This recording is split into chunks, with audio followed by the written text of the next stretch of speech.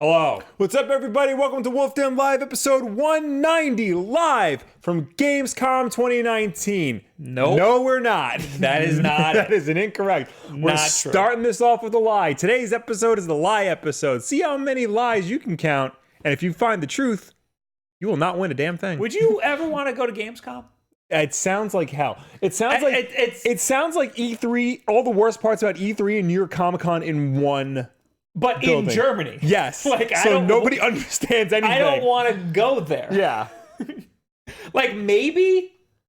Like, if someone's going to fly me over there and, put me up. You shouldn't be opposed to traveling, especially to foreign countries, but to go to a convention? I'm not opposed to going to Germany, but to go over there to work and do all this.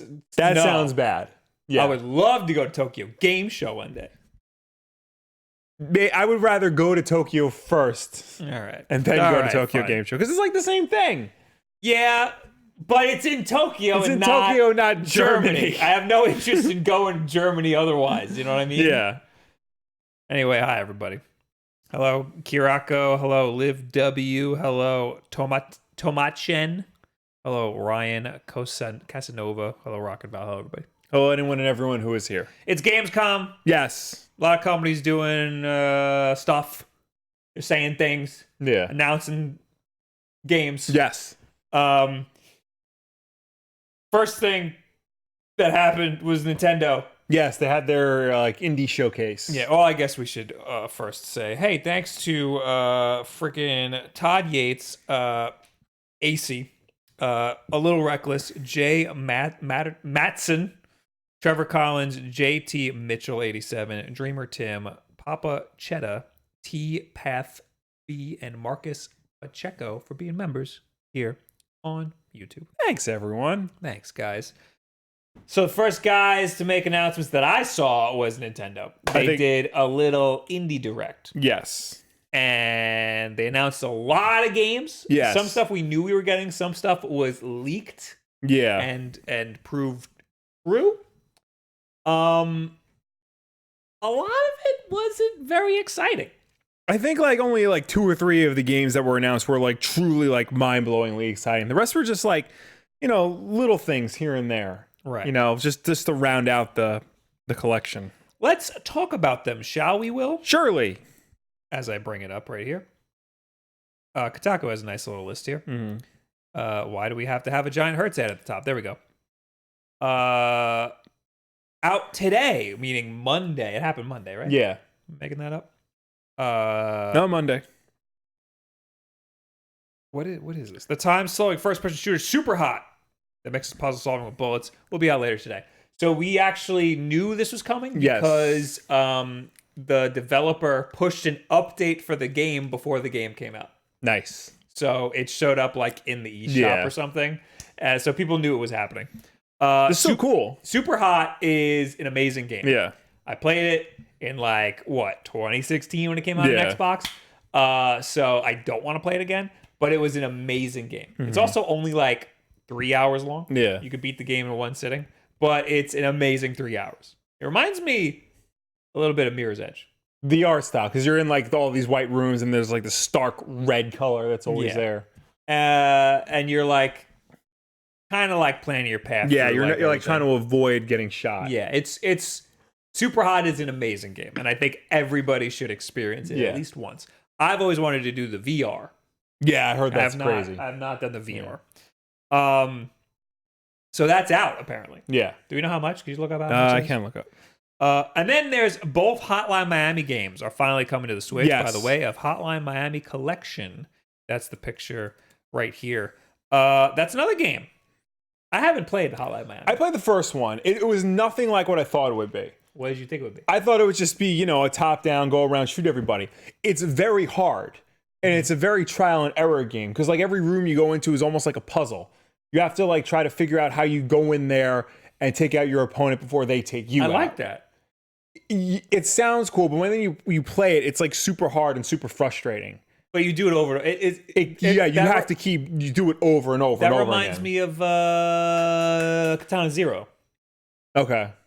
That's a similar thing Right. where it's a small chunk of a level and you just try to get to the end and you die a million times until you beat it. Well, the level is like fairly decently sized. Oh. Yeah, it's not. That's the thing. It's not a small chunk of a level. It's a big-ish level, and then like every level is broken up into rooms.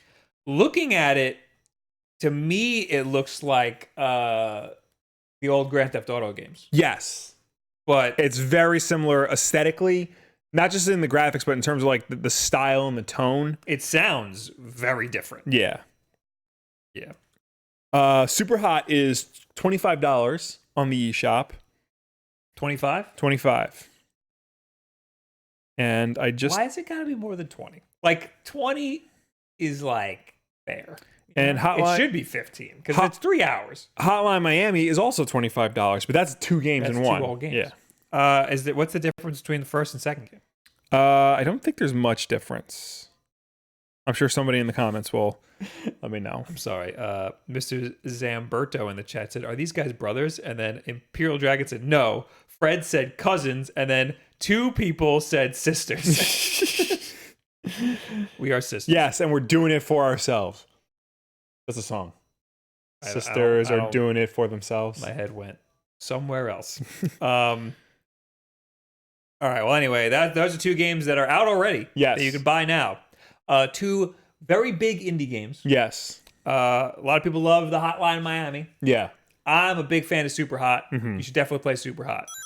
Maybe I'll dabble in it again, you know? Yeah, why not? That's a type of game I could see playing a bunch of times Yeah. to try to get like the best time. They should just make another one. Mhm. Or like new challenges or something. I gotta mute the alerts. Why are the alerts? Well, it was a $5 donation from Creep. Bro, we got girls coming over. Can you please make it so that Netflix pops up before hentai when we type in N into the search bar? What? N hentai. Is that a type of hentai? No. What kind of hentai are you watching? You're an idiot. You're stupid. Just tell the girls you're into hentai. Yeah. They're all They or else probably they're not won't worth know it. what it is. So say it's like porn.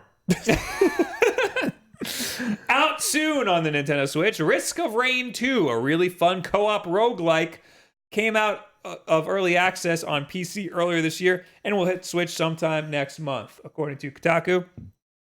I don't care.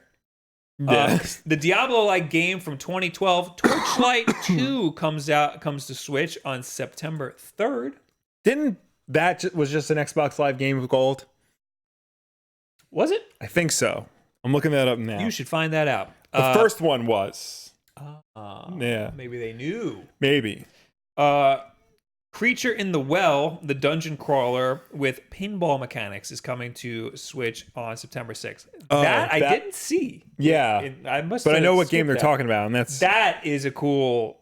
That I'm excited for. Yeah. Let me see if I can find like a video or something of that, because that's really cool looking. mm-hmm. Here, I'll play this video right here. The name doesn't ring a bell. I don't remember that name. I at don't all. remember the name, but I remember the concept. Yeah. Yeah, it looks like a hack and slash, like a top-down hack and slash. Yeah. But Yeah, I remember all of that. it looks very similar to No More Heroes. Yeah. But you hit a ball and it bounces around, and that's your weapon, is the ball bouncing off the walls. So it's a freaking action pinball game. Why did I close down? So like that's really cool. But we knew that was coming already. So yeah, that is coming on September 6th, so not too far off. Freedom Finger. A side-scrolling shoot 'em up where you steal enemies' weapons to use against them is out this fall. That's the picture. Yep. It doesn't appeal to me. The gruesome side-scrolling action game Blasphemous comes out September 10th. Do I know what this game looks like? I don't think I do. If I just Google Oh, Blasphemous, it kind of is just that looks. gonna work? It kind of looks like Dark Souls, but it's probably not a Dark Souls.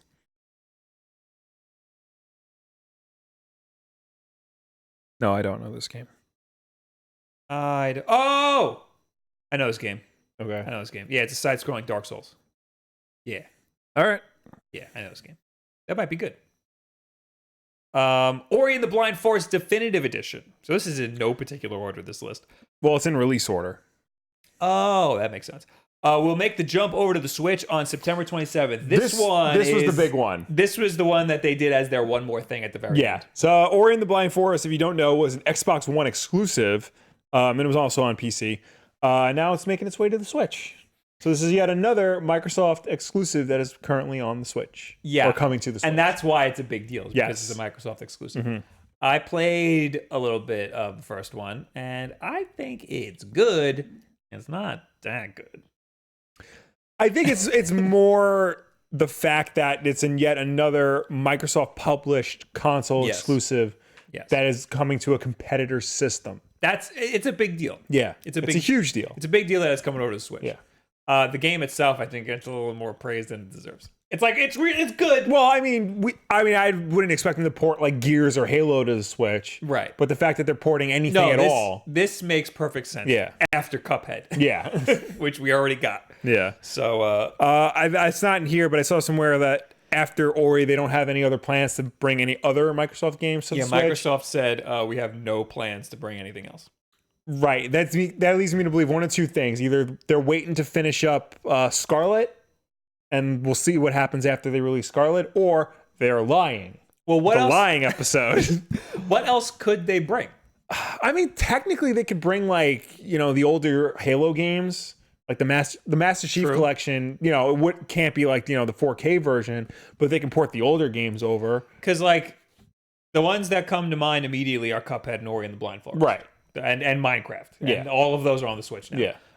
Halo would be awesome. Yeah. Halo, they can do like a special Forza. They should do Halo when the next Halo comes out. Yeah. When Halo Infinite. Yeah. They gotta stop calling games Infinite. Yeah. And why isn't it just Halo 6? And Ultimate and all that. That's because, people think they see the 6 and they're like, oh, I didn't play the other ones. Yeah. That was a really big reason why Final Fantasy 15 didn't sell very well. Well, once you hit a threshold, you can't stop. Yeah. You know what I mean?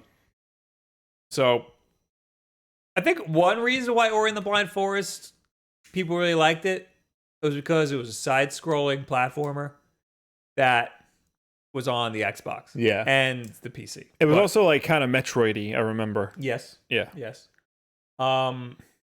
But we have so many of those on the Switch. Yeah. And so many better ones. I know. Than Ori and the Blind Forest. We know we don't have on the Switch. What don't we have? Metroid. We don't have Metroid. You're right about that. I would say soon, but we don't know. Yeah. We don't even have a year, I don't think, for Metroid Prime. That's probably going to be a game that comes out on Switch too.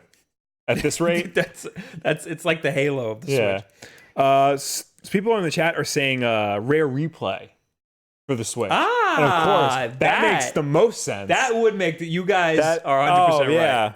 That is the next one that they should do. Yeah. And if they have no plans, that sucks. I would buy that again, even though when I bought Rare Replay, I only played 3 games for 20 minutes. GoldenEye's not on that, right? No. And neither is Perfect Dark? No, both Perfect Darks are on there. Sorry. Both? Sorry. Perfect Dark is on there, and then some piece of trash game that they tried to pass off as a Perfect Dark is on there. I kind of want to play that. We have it. We own it. We have Perfect Dark Zero, and I have Rare Replay, so we have it in 2 different ways. I kind of want to play it. I hate that game. I really do not like that game.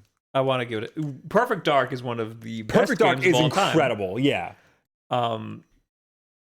So yeah, I want to. Maybe we should. That would be a live stream I would join you on. Perfect Dark Zero. Yeah, just get mad at the whole thing. I'm very interested in playing. It's Perfect Dark backwards Zero. compatible on Xbox One X.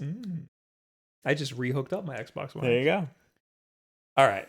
The Rare Replay that Max Payne 3 isn't backwards compatible on Xbox One, but Perfect Dark Zero is. Sorry. Rare Replay makes a lot of sense. Yes. But they said they don't have plans. They don't have plans. And they didn't even say we don't have plans at this time. They said we have no plans. Right. That's what I saw in the headline. But that's like when Nintendo, when they asked Nintendo about, hey, are SNES games coming to the Switch? Oh, we have no plans to bring SNES games to the Switch. Right. You know what that is? A lie. A lie, yes. They are allowed to lie to us. Yes. All right, anyway, there's more. Oh, boy. There's this game called The Tourist, previously unannounced The Tourist, and it's spelt all weird is a voxel puzzle adventure game that looks reminiscent of Star Tropics. It does look like Star Tropics. It's coming to the Switch sometime in November. I'm going to pull up that's the picture right there, but that picture doesn't really do it justice. Yeah, that's just like a postcard, really. Yeah. It looks like Star Tropics. Yeah. It looks pretty much exactly like Star Tropics. Yeah. But there's this whole like city area and stuff. Mm-hmm. It's weird looking. I never played Star Tropics. Me neither. I've seen it in action, and it looks nice. It's like these, like, you can go into little rooms and there's like little puzzles and like platforming situations going on. Like here's a little platform puzzle situation. I don't know.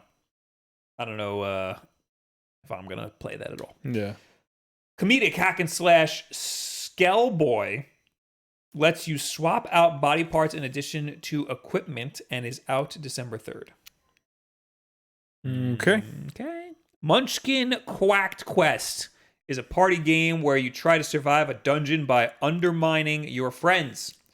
It will arrive sometime before the end of the fall, and that's a picture. Yes, and I believe Munchkin is based on the popular card game Munchkin. Oh, yes. That's a very good card game. Yes. I have played that one time in my life. I have been told that's a very good card game. It is good.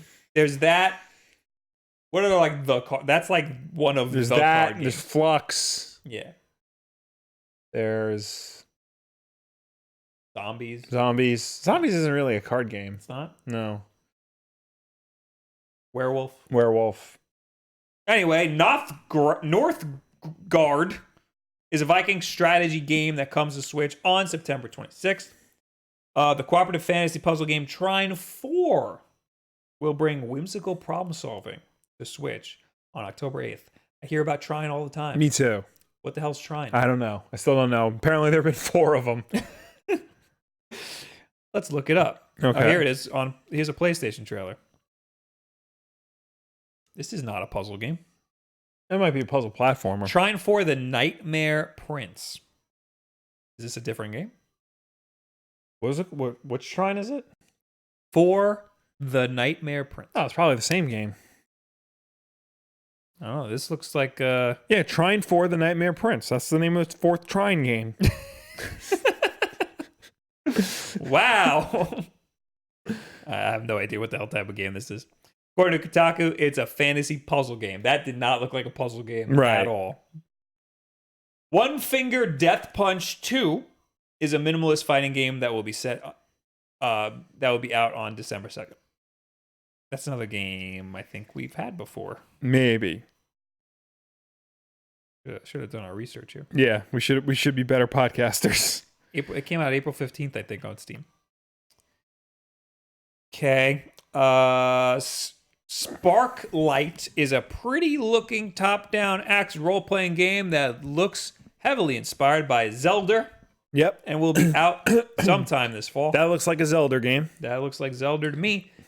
Looks like Stardew Valley. Kinda. Cat Quest 2 is also coming to Switch this fall because the cats clearly didn't take care of business the first time around.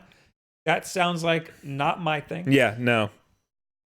And this winter coming out, we have Earth Knight is a side-scrolling platformer where you can fly and run along the backs of dragons while listening to a chiptune-inspired soundtrack that's coming out sometime before the end of the year. Close to the Sun is a first-person horror game, while Kine is a comic book-looking physics puzzler, both of which are due out before the end of the year. Roki is an atmospheric game that takes place in the snow among both friendly and menacing creatures, which is fitting because it's set to release sometime over the winter. Is that? No. The picture here is Europa. It's a 3D puzzle game, puzzle platformer where you seemingly play as a delightful little person with a blob for a head. They're protected by paint, though, and they die if it gets scraped off from falling too much. This game looks weird. Yeah. It looks similar to... What's that freaking game? Ninja Bread Man? No. Because he's kind of looking like Ninja Bread Man a little bit. The game where you're like this little like blob thing and you keep like... It's like a platform, but the physics are all garbage and you keep falling off. It's not Dublob, is it? No. Okay. But anyway, this has some weird like Mario Galaxy vibes because like gravity's all weird and like it's like a poor representation of it, but the ground is like you're always sticking to the ground and it's like warping in all different ways. Okay. So it's a weird sort of platform. Okay. But yeah, that looked kind of cool. I was kind of interested in that.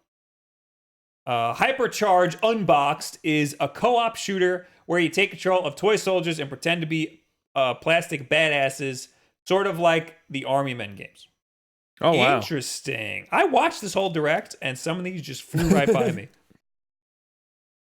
I have never seen this before in my life. You know, it just looks like a freaking Army Men game, except they don't look like Army Men. Yeah. That's a series that needs to come back. Army Men. Not really, but just make Hypercharge. Yeah. What the Golf? This I'm gonna play. I like golf games.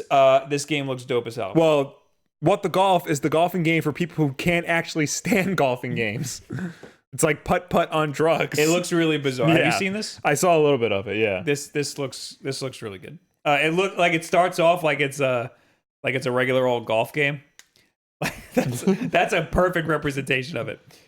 He goes to hit the ball, and then he gets hit instead of the ball.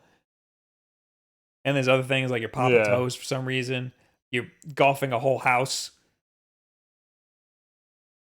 You're like that's a good one where you're golfing the soccer ball and kids are trying to like kick the soccer ball while you're golfing it.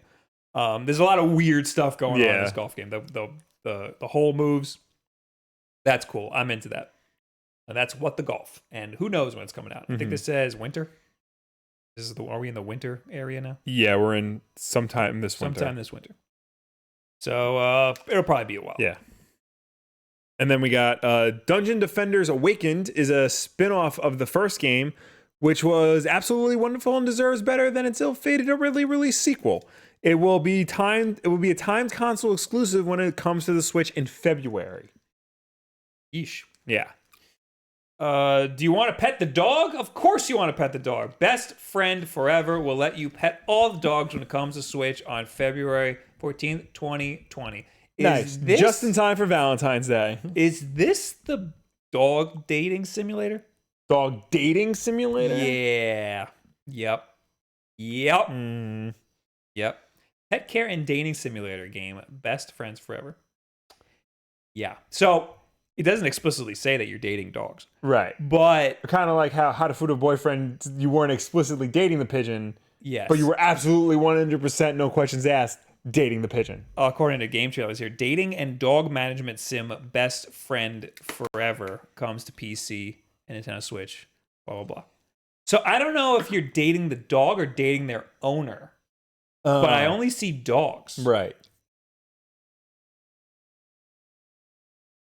No, here's the wait, yes. Are those owners?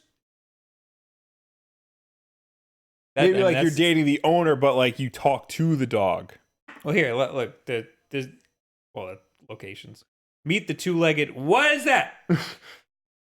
Meet the two-legged what? Friends. Meet new two-legged friends. So are they not the dates? I don't know. Meet new four-legged friends.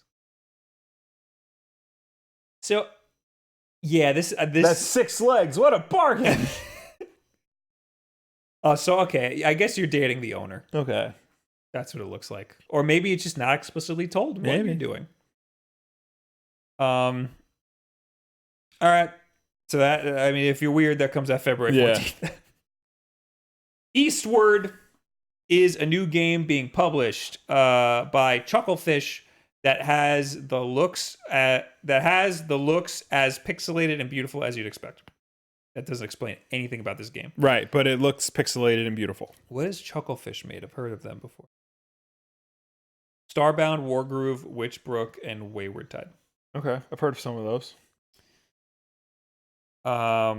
Skater XL, currently in early access on PC, where it's had a mixed reception.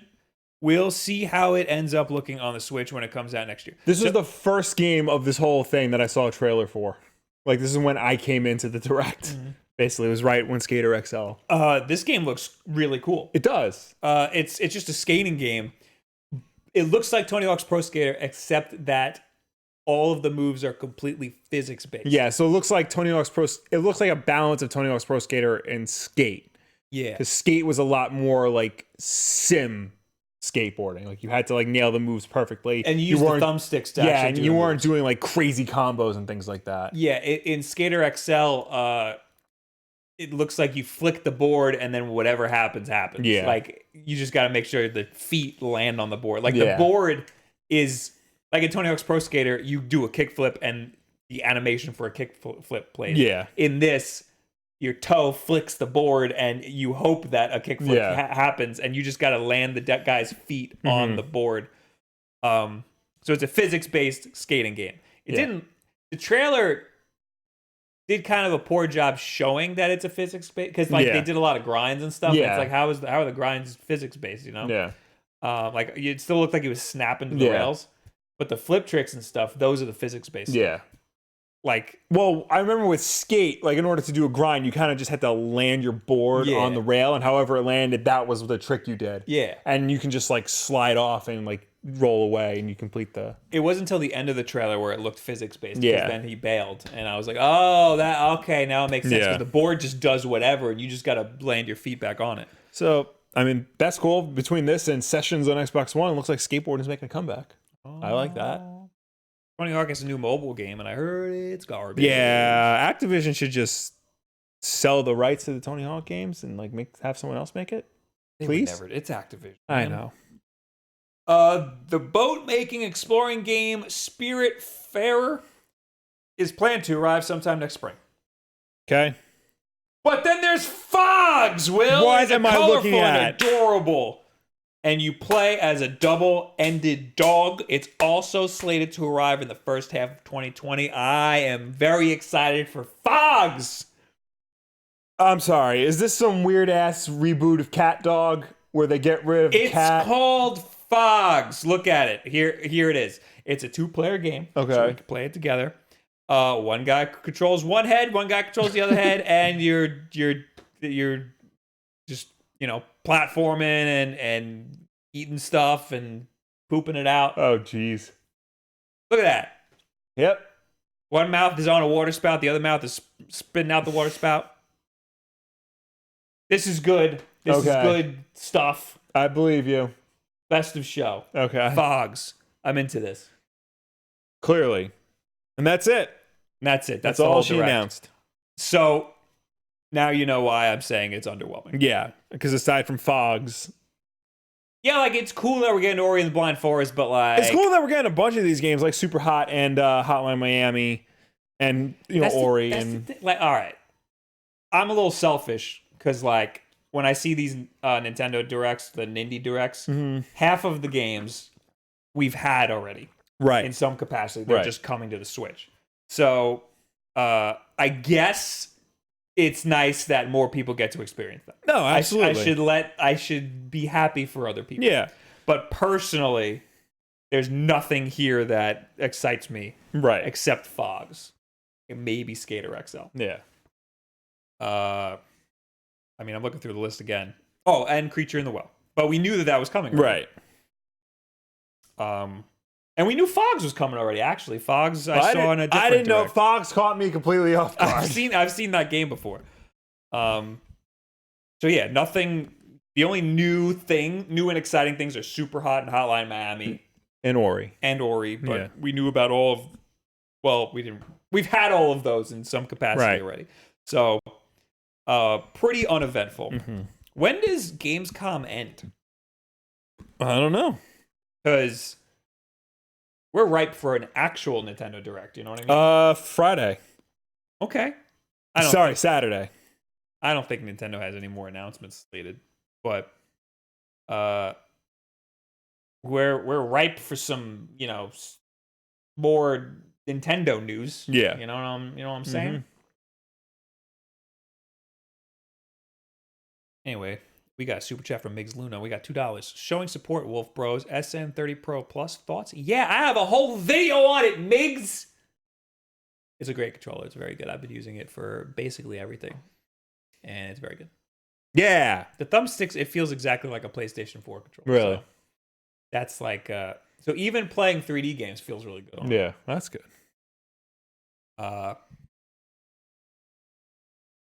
So yeah, uneventful Indies Direct. Yeah. But we're still in the midst of Gamescom. Well, before we talk about Gamescom, we can talk about the NES games on the Nintendo Switch. Oh boy, can we? Oh, we sure can, Will. Can we talk about Kung Fu Heroes and Vice Project Doom? Yeah, baby. According to Nintendo Europe, the NES games have been added. New NES games have been added to Nintendo Entertainment System online. Use your quick wits and reflexes to secure the princess's safety in Kung Fu Heroes and experience high-speed car chases and action-packed battles in Vice Project Doom. I have never played either of these. They don't look good. They got to do something. Like stop. There were 800 games released for the NES. And we've only gotten like around 40 for this. Why did the video stop playing? I don't know. But we talked about this before. Yeah. What more do we want? Earthbound Beginnings. That's Earthbound Begins. Hold on. Let me pull up the... That's the only thing I could think of that needs to still come to Nintendo Switch Online. Mm-hmm. The comments are I browsed the comments of this tweet just to see, because I knew people would be pissed. Mm-hmm. People are just saying they want the SNES. And a lot of people are complaining about Earthbound. That's the only reason that made me think of it. And some people are jumping the gun and being like, "Give me N64 and GameCube." It's like, all right, chill, man. Izzy jumped the gun. He's like, "I'm done with SNES games. I want N64 and GameCube." Right? I'm like, "Dude, it hasn't even come out yet." I saw that. He immediately jumped to N64 because he said, "I've already had SNES games with online support in a portable form factor. I already have that on other devices. Give me N64 and GameCube." And it's like, okay. Dolphin, the GameCube emulator, has online support too. Yeah. So how about just don't give you anything at that point, you know? How about you just shut your mouth and let us beat you in Mortal Kombat 3? Is it 3? We could do that. We could do a parsec. He said 3, yeah. We could do a parsec. Yeah, all right. What Mortal Kombat 3 does he want? Genesis version? I think SNES version? Arcade version? I think I could clean house, having not played that in like 10 years. Yeah. I think I could. I'm sure like we could, like, comes back. I mean, I've been playing the new Mortal Kombats, but like all the combos are basically the same. I'm just gonna Sub-Zero and spam freeze. Yeah. That's all I'm gonna do. I'll do what I did back in the day and just spam Kung Lao's throw, because he had a wicked throw. All right. So, do we know what else other NES games we want? I'm looking at the list of Virtual Console NES games, and it's got things like Donkey Kong, which I think is in arcade archives. It is, but then we also got it. We also got the NES. We did version. also get it. Did we? I believe. Well, we did. Okay, so they're not above double dipping. No. Okay, so I see... Because they're technically two different games. Yeah. There were 94 NES games released on the Wii. That's a lot. Yeah, and that includes... some repeats, but it also includes Wario's Woods, which I don't think is... boner joke. Oh, no, never mind. We got Wario's Woods. We got that. That was like the second month. Yeah. So then I'm looking. Well, then you got things like Teenage Mutant Ninja Turtles and Galaga and Castlevania. Things like, Castlevania and Super C, those are games that were in collections already. TMNT would be great. TMNT would be great, that's yeah. Never gonna happen. Mm-hmm. Ninja Gaiden 2, we only got the first Ninja Gaiden. That's true. We can get that. They need to secure their licensing situation with Nintendo Switch Online. Yeah. There's a lot of... Did we get Star Tropics on Switch? We did get Star Tropics on Switch Online. We didn't get Star Tropics 2, though. We didn't get River City... Did we get River City Ransom? Yes. We did get River City Ransom. Okay. Because that was one of the best games in the first wave. The Mega Mans aren't on there. We can't get those. I know. They're in the collection. Boy and His Blob. Scat. What the hell's that? Special Cybernetic Attack Team. Duh. Oh, I'm so sorry. I gotta address something in the chat here. Simon 4 Belmont says, last week Bob said NES games aren't good, but he claims that Super Mario Brothers is his favorite game. Now you guys are crapping on Project Doom. You guys don't know crap about NES, except he didn't say crap. Oh, you said the bad word. Did you say scat? What's a good analogy for this?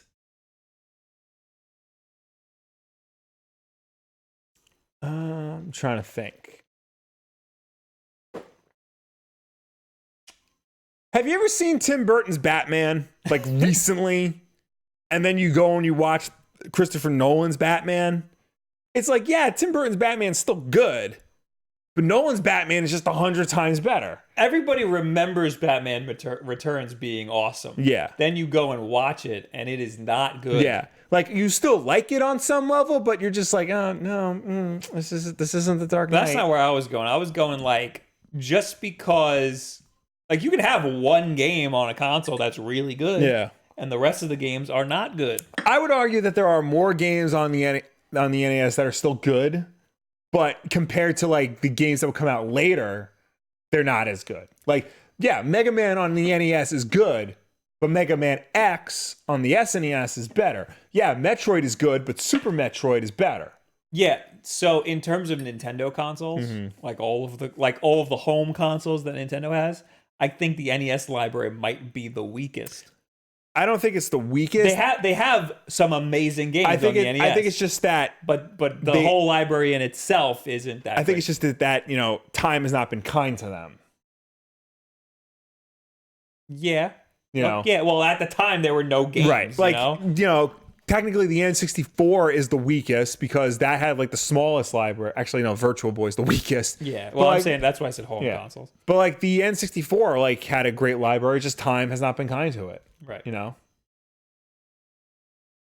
so I'm just like, as far as playability is concerned, there's a lot of garbage NES games. Oh yeah. There's a lot of them. But like there's some good ones. Yeah. I'm not saying they're all garbage. Yeah. I'm just saying there's a lot of crap. Yeah.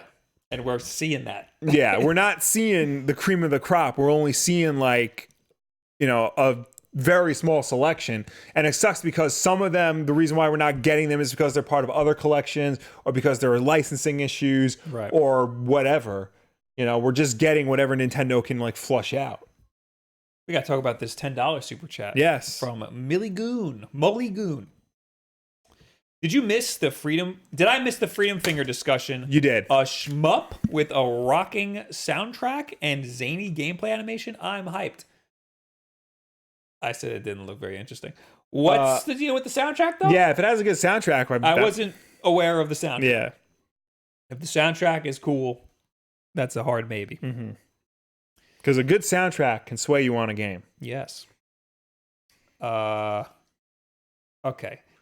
Now we can talk about Gamescom. Yes. And all the stuff that happened at Gamescom. Did you even... I breezed through this article. So I breezed through it and I've seen some of the trailers before. Some of the trailers I gave a quick look just now. This is from The Verge. I guess we can just off the bat talk about Death Stranding. Yes. We got a lot more footage. There's a lot compared to what we have. Can we talk about the gameplay trailer that they showed off? I'm getting there. Okay. Compared to what we've had before, we got a lot of footage. Right. I still don't know a damn thing about this game. So Kojima gets up on stage and Jeff Keighley's like, hey, you guys want to see some gameplay of Death Stranding? Woo! So we show gameplay. And the very first thing they show is Norman Reedus waking up and peeing. Yep. And then... And like in a circle. In a circle. Well, they show that because they wanted to show with the camera. When you try to pan the camera, he moves so that you don't see his wangus. And you can aim. Yes. That's the...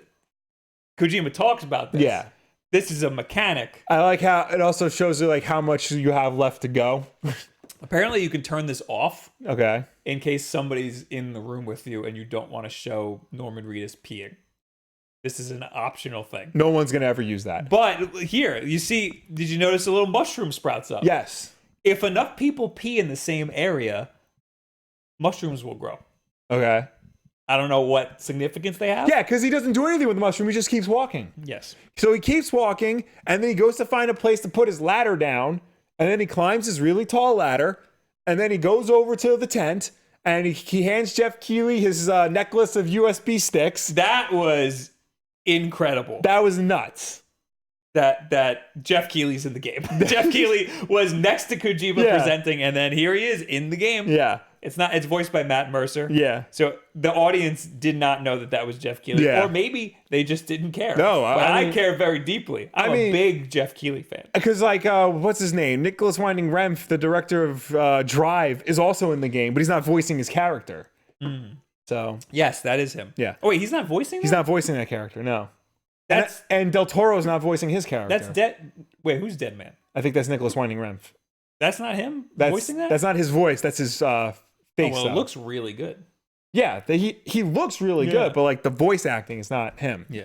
Someone else. It's the same thing with Del Toro. He's not voicing that either? Del Toro's not voicing himself. Because I saw that, because it sounds like Del Toro. Does it? Yeah. Because the thing I saw didn't sound like him at all. Really? Yeah. Because I saw it and I was like, he's acting Because Del Toro really well. has a very distinct voice. He sounds foreign. Yeah, but I mean, like, he's got a very distinct Mexican, like, almost like fast talking, because he's very excited when he talks. Yeah, so that's what it sounds like. I gotta watch that trailer again, though.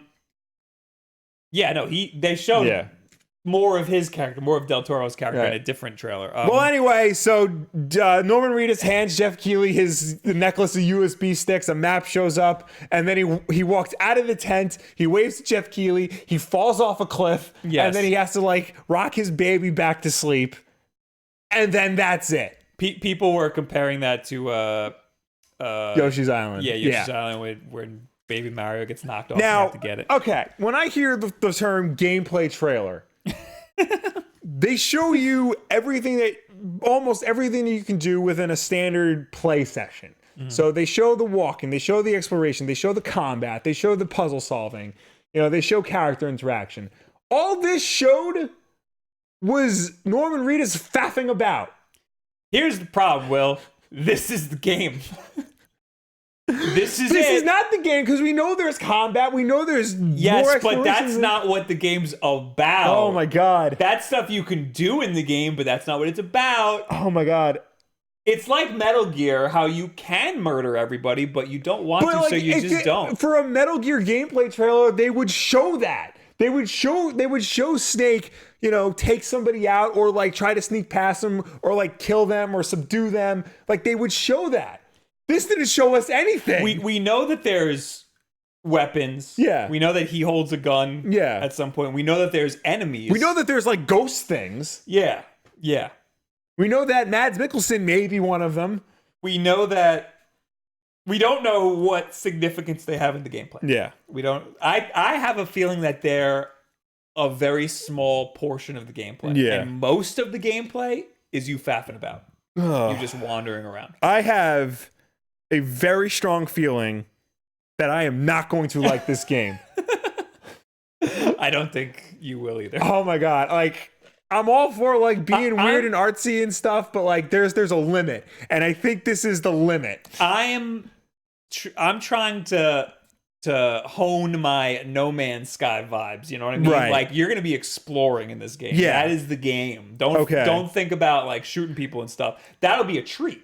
When you get to hold a gun and actually shoot something, that's a little treat. Because if this is going to feel anything like the gameplay mechanics of Metal Gear, like the physical shooting and stuff, then this is going to be... Then those little slices are going to be amazing. Right. But expect to faff about most of the time. You're going to be exploring. And this world is really interesting to me because there's a lot of weird stuff. You got an internet that's controlled by babies. This world would be interesting if I had any idea what was going on. But that's why it's because I want to find out what's going on. But so there's mysterious, and then there's just what the hell am I looking at? Yes. Like, what the hell am I looking at only works to a certain extent. When your whole game or movie or whatever is just what the hell am I looking at? Like, you better be very interesting, because otherwise you're not going to hold my attention for very long. It's the same problem I have with David Lynch movies. David Lynch is like an incredible director, but most of his movies are just, what the hell am I looking at? So, when I played Metal Gear Solid 5, there was a lot of unanswered questions, and it's because the game just straight up wasn't finished. Right. And that game was so interesting. There was a lot of really cool stuff going on. I'm hoping that this is going to give me the same vibe, but we'll have a definitive answer. Oh, I'm sure it'll have a definitive answer, not ending, answer, like to all of our questions about the game. No, I'm flipped. It's going to have a definitive ending, but it's not going to have a definitive answer. Okay. Yeah. Like, I'm all for the confusing Kojima like spirals. Like, I want to have like that. I get that. I want a wiki page for this game that that I could spend hours in. Like, and I get that he's weird and does obscure things, and I expect that. I guess what I'm trying to say is now that he's off the leash, I feel like he could go too far. Mm-hmm. And sometimes the best creators need to be reined in. I just want some answers, and then I'll enjoy this game. I don't think you're going to get answers. That's what I want. Any answers you get will just lead to more questions. I'm cool with getting like a circle of answers. You know what I mean? Yeah. That's like the Metal Gear style. Yeah. You know, it just leads to one big wiki search. But yeah, I just like we need to know like all of these characters in this game seem to not be there. They seem to all be holograms. Yeah. Except for Norman Reedus and the mama baby person. Oh, the woman who like played with her boobs. Yes. No, next cutscene. Yeah. Very anime. Yeah.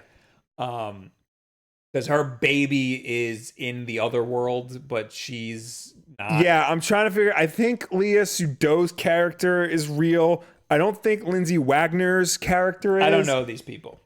Leah Sudol is the girl who ate the worm. Okay. Lindsay Wagner is. She must be.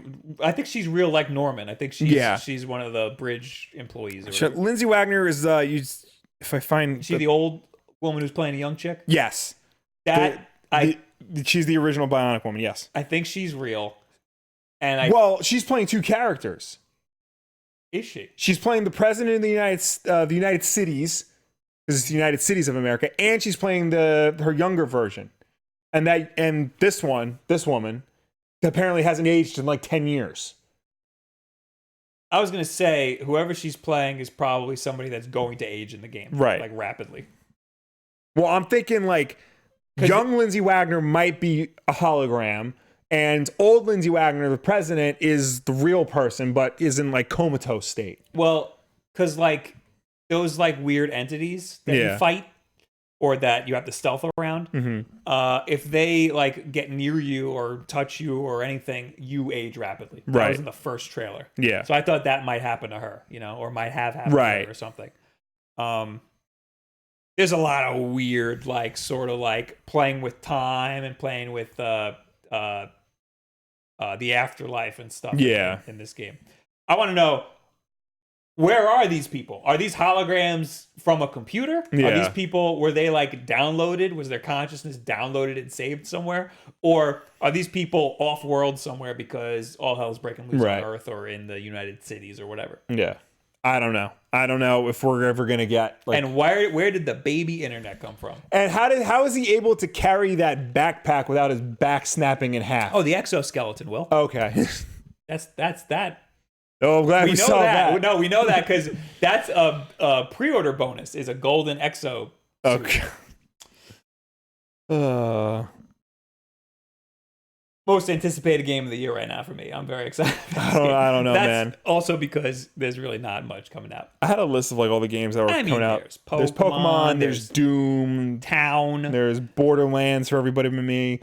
I was excited for Borderlands. Now I don't want it because Gearbox is a bunch of assholes. Yeah, all my friends were talking about it. So like, we're all getting Borderlands, right? So finally, I'm just like, what systems are you getting it for?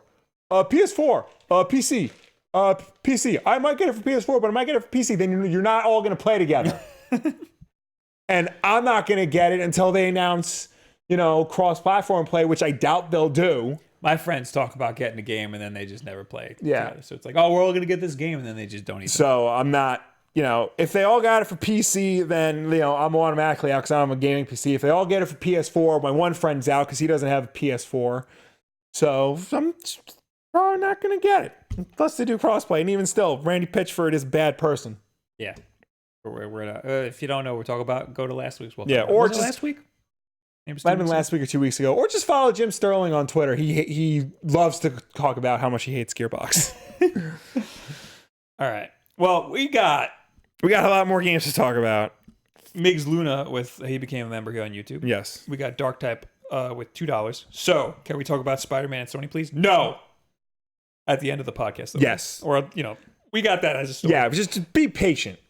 Ryan Casanova Fernandez. with 100 DOP. I looked that up. That is 2 Dominican pesos. Dominican Ops. Yes. Thank you. Dominican ops. All right. All right. Keep this gravy train rolling.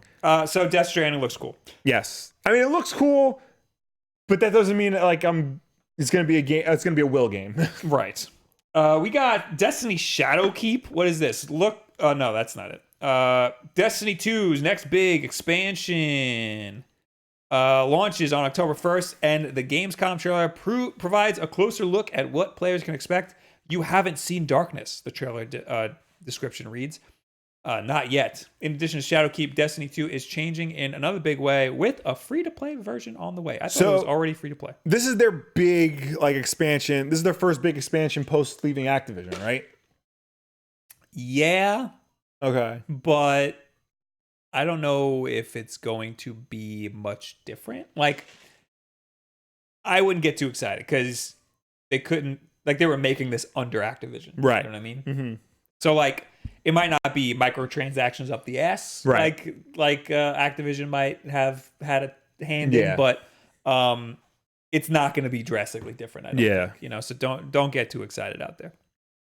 I am excited for Destiny 3 when Bungie publishes that themselves, right? And doesn't have a corporate overlord, right? I'm excited for that. None of the DLCs for Destiny 2 made me want to jump back in. Mm-hmm. I was a big fan of Destiny 1. I was a big fan of the actual core game of Destiny 2. But I didn't play past the end game. I just beat it and was like, all right, I'm good. So it doesn't look that great to me. Soon it'll be free. I recommend trying out Destiny 2 because it is a really good game. But I'm not interested in playing more of it. Gears 5 Horde trailer. Is this Horde mode? Yeah, Horde mode. A lot of people like the Horde mode. Horde mode in Gears, no matter what, is always very good. It's always really fun, especially when you play with 4 people. And they showed off new things you can do in Horde mode. You got an X-ray gun. You have a cat can cloak and things like that. So it looks cool. I mean, it's just Gears Horde mode, but Gears Horde mode is good. You like Gears? I do like Gears. I'm surprised I liked Gears 4 as much as I did. I'm excited for Gears 5, but I don't think I'm going to get it right away. That'll probably be a wait. I don't care about Gears. I know you don't. Then in this article, they talk about the Nintendo stuff. Yes. We got the Blair Witch. Yeah. For Xbox One and Windows. Yeah, so this is interesting. So this is a game that takes place before the first Blair Witch Project movie.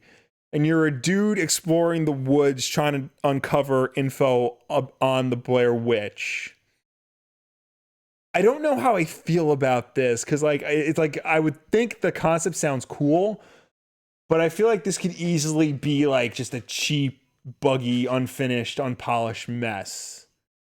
You know? Why buggy and unpolished? Well, because this gives me the sense of one of those cheaply made indie horror games that are trying to be slender. Yeah, no, it looks like a walking sim. Yeah. But with more static, and apparently you build the little Blair Witch twigs. Yeah, why would it be buggy and unfinished though? I don't know. I mean, it doesn't. I'm trashing on a lot of games. Yeah, you are. When I say buggy and unfinished, it doesn't have any polish to it. Yeah, but why? It's being done by Lionsgate Games. That should mean something, shouldn't it? No. What is Lionsgate? That's... a lot of games that look like this are buggy and unfinished. Yeah. But that's because they're all made by indie developers. Right. And this shouldn't be. I mean, but the thing is, what movie studio, aside from Warner Brothers, has ever sunk enough money into game development where they actually can develop a good game? It's being developed by Bloober. Yeah. What have they made? You're gonna look that up? Yeah. Also, too, I should take this time to note that when the Blair Witch Project first came out, there were 3 games released based on the mythology of Blair Witch, and they were all garbage. Oh, Layers of Fear. People like that game. Oh, do they? This is going to be Layers of Fear, but Blair Witch skin. Okay. So expect Layers of Fear, Right. but with the Blair Witch skin. I would like for it to be good. I love the original Blair Witch Project. And if anything, like enhancing that mythology more, I think is cool. And I think it's cool that it's kind of coming back, because this is a thing that should be bigger than it is. I mean, the one movie is perfect alone, but so I'm metacriticing Layers of Fear. okay. What is it? I don't know why it's taking so long to look. Right. 72 Okay. Oh, that's for respectable. the first Layers of Fear. So, I mean, expect Layers of Fear, but it's going to be Blair Witch. Yeah. Okay. Okay, I'm Cherokee with $5. Hey, Will, thoughts on every single comic I asked you to read over the past 3 weeks? So, see ya. all right, goodbye. All right, so House of X and Powers of X, it's still good. It's just I got lost, so I got lost and confused, so I got to go back and reread that. Flash 76 and Green Lantern 10, I don't remember anything about those comics. Detective 1008 and 1009 were both excellent. That series is still very good. You don't have to ask me about the quality of it because it's still very good. And Justice League 29, I also don't remember anything about. So there's that. You give me too much to read, man. I'm only one man. I got like no time to do anything in between. I guess Bob really went to go pee. Oh, it's a shame because he's gonna miss talking about NBA 2K20. When the lights are brightest, NBA 2K chose a star-studded way to show off its new career mode.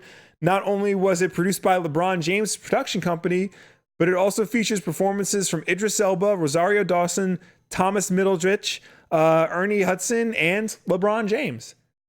It also featured Jaleel White in there as a cameo, and I think he has a bigger role in the game. It has other celebrities in there too. I don't remember every single one.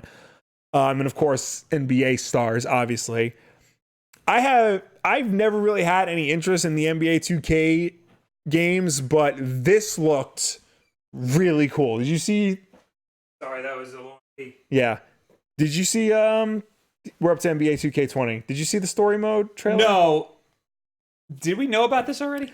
And they always came with the story mode. Because I just saw, I guess it came up on Reddit, the horrible voice acting in the story mode of NBA 2K. One of the games. I don't remember which one. The voice acting is I think that was one of the older ones. horrible. Because it's all, they got actual NBA players. Yeah. So it's like when an athlete with no charisma has to read a script. Yeah. It's like, yeah, I decided to become a basketball player when I was younger. But the main character, that you play, is by a professional voice actor. So it's a professional voice actor talking to a guy who is just a wall, you know? But they fixed it in this because they got actual actors to be a part of it. I mean, I did not see this trailer at all. It honestly, it looks kind of cool. And it looks like high quality. I think this is the one. This? Yeah. I mean, I don't remember Idris Elba. Yeah, so it probably wasn't. It's probably for one of the older ones. But no, I mean, they're gonna have NBA well, players. yeah, and those guys too. are gonna be bad. But I mean, this looks like high quality enough that, the NBA players are gonna be like a small part of it, and the actual actors will be like a main part of it. I mean, because you don't just hire Idris Elba and Rosario Dawson to be cameos. They do though. they get Idris Elba so that we can talk about it. Like, oh, Idris Elba's in it. Doesn't that look cool? And then they're in it for 4 seconds. It's the story mode, so the story mode probably only lasts 4 hours. But I still think it's very interesting that they're trying to do this high quality ESPN style 30 for 30 documentary. Yeah, also they release one of these every single year. Oh, there's more Cuban in it. Yeah. They release one every single year. So how much work could they put into this? I mean, they were probably working on this two games ago. I guess, what else are they going to put work into? It's the same game every year. Yeah. So what, you're going to play NBA 2K20 No, but I'll definitely watch like a Let's Play of it. Next is Cyberpunk. Well, it's Cyberpunk, and it's coming to Google Stadia. Ooh. You didn't have it in here, but Google Stadia had like a conference to show off all the games that were coming, and it's all games that like we knew were coming out, but now it's just confirmed for Stadia. But that's not the big talking points of the conference. What is the big talking point? The big talking point of that conference was the fact that the live stream itself was laggy and unresponsive and would cut out. That's really bad. Which is not what you want to have happen to your live stream, especially if you're trying to have a cloud-based streaming video game service. That's bad. You freaking Google, man. I know. You are the internet, A. Yeah. You have your own ISP. Yeah. B. C, you are a streaming platform. You are YouTube. So what the hell, dude? Did they do it on YouTube? They did it on YouTube. You better fire a lot of people. There's this, and it's Polygon actually had a good point. They're saying like Stadia is a cloud-based gaming service, but they're doing a very bad job of pitching it beyond that. Yeah. Like they're not talking about like if there's a subscription model, what games you buy a la carte, what devices you can play this on. Because right now you can only really play it on like a Chromecast and only a 4K Chromecast. I think that they don't have it nailed down. This is leading. Really, they shouldn't talk about it at all until they have it nailed down. This is leading me to believe, and I've had this theory for a while, but I don't think this is going to succeed. I think this is going to be another Google product that they are really excited about in the beginning. They roll it out, and when only like a handful of people are using it, they will kill it dead within a year. It happened to Google Plus. It happened to like half of their messaging apps. It happens. It's going to happen to this. I think it has a lot of potential. I think streaming video games is the future of playing video games. Right. I think that they're dropping the ball really hard on this. Yeah. I think they're kind of forced to talk about it because Xbox, like Microsoft, is going to come up with their streaming platform. Yeah. And that's some big competition.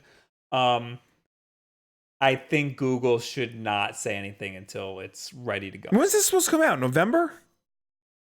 Probably. Yeah. I think when it comes out, people are going to be very surprised at how it works. I'm sure, yeah, but I don't know. It doesn't look good for them. They announced Cyberpunk. They announced Mortal Kombat 11, Elder Scrolls Online, Borderlands 3, Superhot, Attack on Titan 2, Final Battle, Windjammers 2, Orcs Must Die 3, Kine, a remake of Destroy All Humans, Samurai Showdown, and then a whole bunch of previously announced games. For Stadia. Yes. Mortal Kombat, they announced the whole roster. Oh yeah, they announced all the downloadable characters. Yes. Confirmed. Joker for Mortal Kombat. He looks bad. He looks terrible. But T-800 looks awesome. And it's interesting because it's old man T-800 from the new Terminator movie, Dark Fate.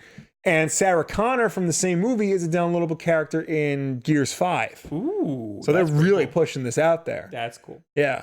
T-800 looks cool. Who else was in it? Oh, Spawn. Spawn looks cool. And then you had Shao Kahn and Nightwolf were already announced, and Zombie Sindel from Mortal Kombat 3. Yes. Yeah. Yes. That's cool. They have some cool DLC characters. Except Joker, which is really disappointing. Yeah, Joker doesn't look good. He looks good at a certain angle. He looks good from a distance. Yes.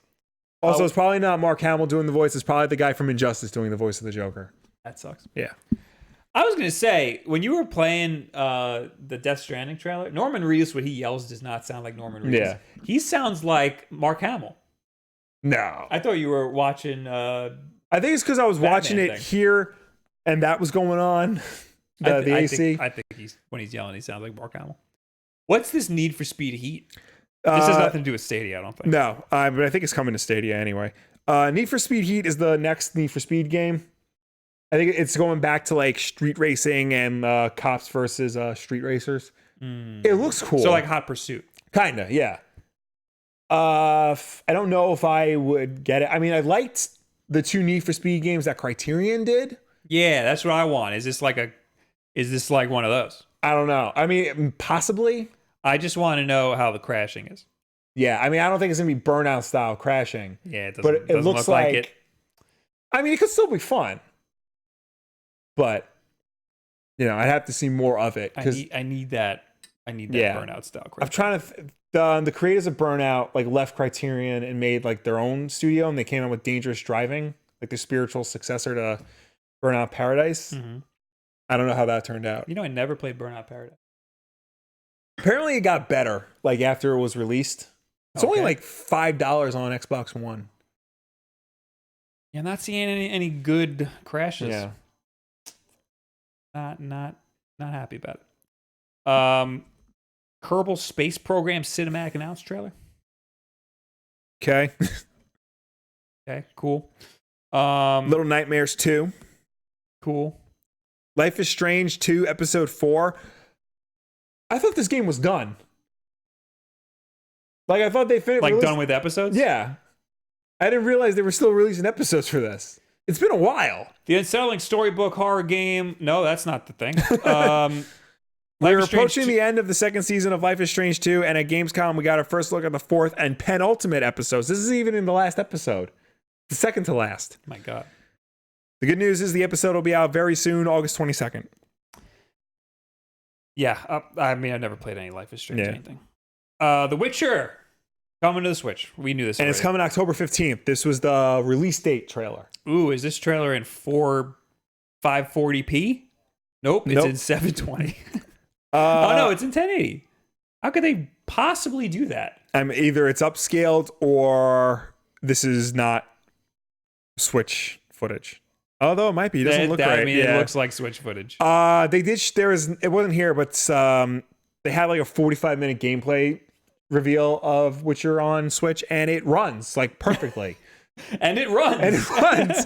I mean, like, it doesn't look great. But it runs very well. It's gonna play really well. Yeah. CD Projekt Red knows what they're doing. It's kind of like how like Mortal Kombat 11 looks terrible on the Switch, but it plays incredible. Actually, who's porting it? Is it Panic Button?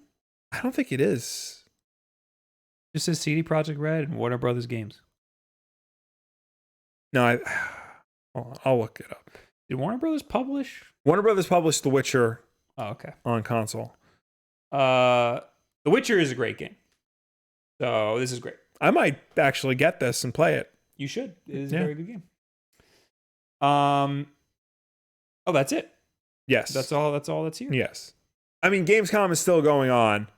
So who knows? We need more Nintendo news. Yeah. Nintendo should drop the SNES games. Yeah. Or the fact that they're even doing it. Yeah. That would be a nice surprise. But they'd probably want to wait till September. Saber Interactive is co-developing The Witcher 3. What else have they done? I actually just looked them up. Because Saber Interactive, that's why. Because they're doing the Ghostbusters Remastered. It's coming out soon. They worked on Halo: The Master Chief Collection. They worked on Shaq Fu: A Legend Reborn. Ooh. They worked on Will Rock. Remember Will Rock? No, I don't remember. No one remembers Will Rock. They haven't worked on much. They've worked on a handful of things here and there. Most of them not great. Well, best of luck. Yeah. I hope The Witcher port is good. I mean, they're working with CD. It seems like when they're working with a big name, like they get it right. Yeah, CD Projekt Red wouldn't let something slip through the cracks like that. All right, so Gamescom's still going on, but that's the big news from it currently right now. Yes. We got $2 from Ray Zeppelin, who says, but did Ba wash his hands? Also, I will. No, I'm in my own house. That was the truth. And Noctiva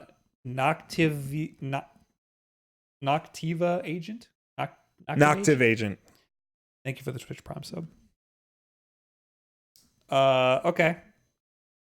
Let's move on to this. All right. Digital Foundry finally made a video on the new Switch revision. Okay. And they're the ones that you want. They're the ones you trust. They're the ones you want to see their hardware tear down, because they go really in depth, and they know what the hell they're talking about. So it's good to see them do it. I watched the video. Basically, the only thing that's different is the battery life. Yeah. The processor is new and improved. It draws way less power. Right. I learned that you could just buy a watt meter and just then now you know how much the Switch is drawing. Well, that's good to know. So I'm definitely going to do that next time I want to tinker around with this whole dock situation that I keep talking about. I was going to say, iFixit also did their teardown of it. And they even broke it down. They pulled out the circuit boards and compared. Wait, bring that up, because we need to know if the Joy-Con thing's a different part. I believe I put it right under the original. I believe they said it's not. Yeah, you gotta nail that down. Yeah, that's very important information. Everything else inside this revision is almost exactly the same as the original Switch, from the Bluetooth and Wi-Fi chips to the unfortunately soldered-on USB-C port. This includes the Joy-Cons, which are suffering from drifting issues that Nintendo still needs to officially address, although they seem to be quietly offering free replacements. Overall, better battery life is the name of the game here, and if you've been in the market for a Switch, now is the time to jump in, unless you're pining for the Switch Lite. All right, so that's the teardown. Yeah. Then. The difference is a new CPU and updated memory chips, which offer increased efficiency, resulting in significantly better battery life. The updated CPU is still an NVIDIA Tegra X1 based system on a chip. We're pretty sure this is the Nintendo riff on the T210B01 Tegra X1 chip that is also rumored to be in the new Shield TV and possibly the Switch Lite. If this is true, we are looking at a smaller 16 nanometer chip, which would amount to a good chunk of energy efficiency improvements over the old 20 nanometer chip. The updated LPDDR4X memory chips are also more energy efficient than the LPDDR4 chips from the 2017 model. Cool. Yeah. So the processor being the processor different, and the memory, but that is a significant difference. Mm-hmm. That's the reason why the battery is better. Yeah, the battery life is better. There's a very slight performance bump in some games. Is there? According to Digital Foundry. Okay. So this is Nintendo Life's summary of Digital Foundry. We've been keeping a very close eye on the Nintendo Switch SKU, the new Nintendo Switch SKU that's in the process of hitting store shelves, and it certainly seems to make multiple minor improvements to the launch model. But is it worth buying as a replacement if you already own a Switch? After taking delivery of a new model fresh from the shelves in Hong Kong. Why are they in Hong Kong? Digital Foundry has posted its analysis of the updated Switch SKU with a breakdown of all the small upgrades it offers. So hopefully this will help you decide. Taking a look at all the aspects of the newer console, from the screen and power consumption to things like Wi-Fi reception and operating temperature, Eurogamer's technology editor Rich Leadbetter is generally impressed with what he's found. Power efficiency seems to be the big win with the newer model. Obviously, that's why the battery life is better. Here's the entire video if you want to watch it, blah, blah, blah. While playing The Legend of Zelda Breath of the Wild and Fast RMX, he notes a wattage drop of around 40 to 50% of power consumption saving, consistent with Nintendo's own battery life estimates. Further battery tests playing Zelda at 50% brightness had the original model lasting 3 hours and 4 minutes versus 5 hours and 2 minutes for the newer model. If you're a portable player when it comes to Switch, there's no denying that 64% extra is a tasty little increase. Interestingly, playing at 100% brightness offers a 78% improvement over the OG Switch in the same conditions. 78%. Nobody mind me. I just dropped a little water on my mouse pad. Gotta clean that up. 78% improvement at 100% brightness is significant. And it's leading me to believe that the screen is actually different. Even though every report is saying that the screen isn't. Correct. Okay. Because remember we said Kevin Kenson was saying that his screen looked a little different, like the color was a little different? Well, Digital Foundry says changes to the screen which give it slightly warmer reddish hue. Could be a pro or con depending on your personal point of view. Okay. So theirs had a slightly reddish hue. So it's something's up. Yeah. At first, I thought it was just manufactured variants. It could still be manufactured variants, but that manufactured variants could also lead to improved battery life in the screen. Yes. Temperature-wise, the new unit operates marginally cooler, although it does so without firing up the internal fan as much as the launch model. I'd say that's due to the processor. Yeah. The new SKU also includes more power-efficient memory which offers a tiny, and Rich is keen to emphasize that the variance is undetectable by the human eye. Improvement in performance in 2 of the games tested, Breath of the Wild and Mortal Kombat 11, although other games provided to offer practically identical performance. And I watched the video. He said there was barely a difference in the frame rate. Like if you go into the Korok Forest in Breath of the Wild, supposedly that has frame issues. Right. So he went there, and there was barely a difference, but it averaged to be slightly better on the new Switch. Okay. So it's not like it's going to run great on your Switch if you get the new Switch. Fascinating stuff, and we certainly can't get enough of the Digital Foundry deep dives. Okay, that's all we need. So too long didn't read. The new Switch made changes to the CPU and the memory in order to make the battery life better. So that doesn't mean you should go out and buy the new Switch if you had the old Switch, because fundamentally they are the exact same system. Correct. Yes. Don't be butthurt if you have the old Switch. I still have the old Switch. I still have the old Switch. I want the new Switch at all. I don't plan on updating my Switch anytime soon. It's just such a pain in the ass to transfer things. Yeah. That I don't. And I also don't play in portable mode that often. Yeah. Or often enough to kill the battery as fast as people do. Yeah. So I'm not getting that version. It's just not worth it for me. I will be getting the Switch Lite. Will I be transferring all my stuff? Who knows? We'll see. I'll have to play around with it a lot.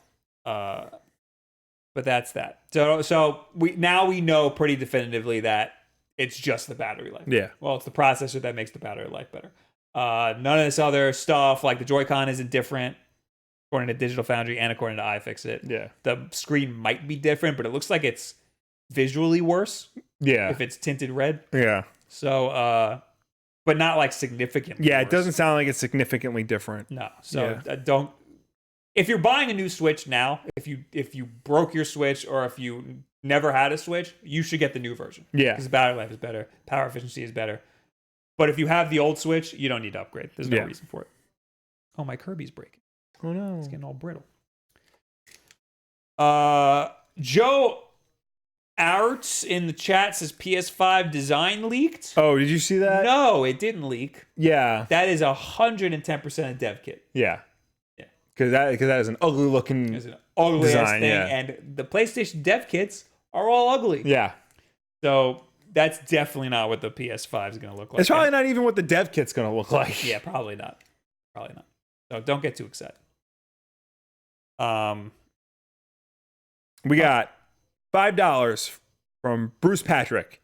Hey, Wolf Bros, just became a member. Hashtag where's my backlog? It's my favorite show on YouTube and I want to see a return. Season 4, baby.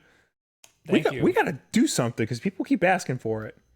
A, thank you for the $5. Yeah. B, are you a member? Or do you think you are because you gave us $5? Yeah. C, well, we can't do much if YouTube doesn't like it. I know. People like the backlog. People always say they like the backlog. Nobody watches the backlog. That's the problem. That's the problem. Yeah, no, I know. This is, That's why we need to change the format of the backlog. Yeah. Even though I love the format because it's like YouTube Russian roulette. Yeah. But we need to change the format to be more YouTube friendly. Yeah. So we will. Yeah, like the backlog will return. We just have to figure out a way to do it to get more people to watch it. Yeah, to game the YouTube algorithm. You know, because basically the way to do it is to just pre-pick the games and pick the ones that we know are going to do good.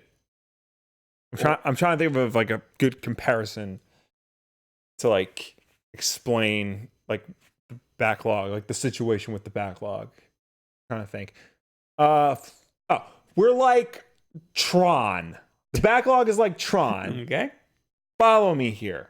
I'm with you. Not a lot of people saw the original Tron, but the people who did really liked it. And for like 30 years, people were asking, oh, we want another Tron movie. We want another Tron movie. So finally, Disney made Tron Legacy.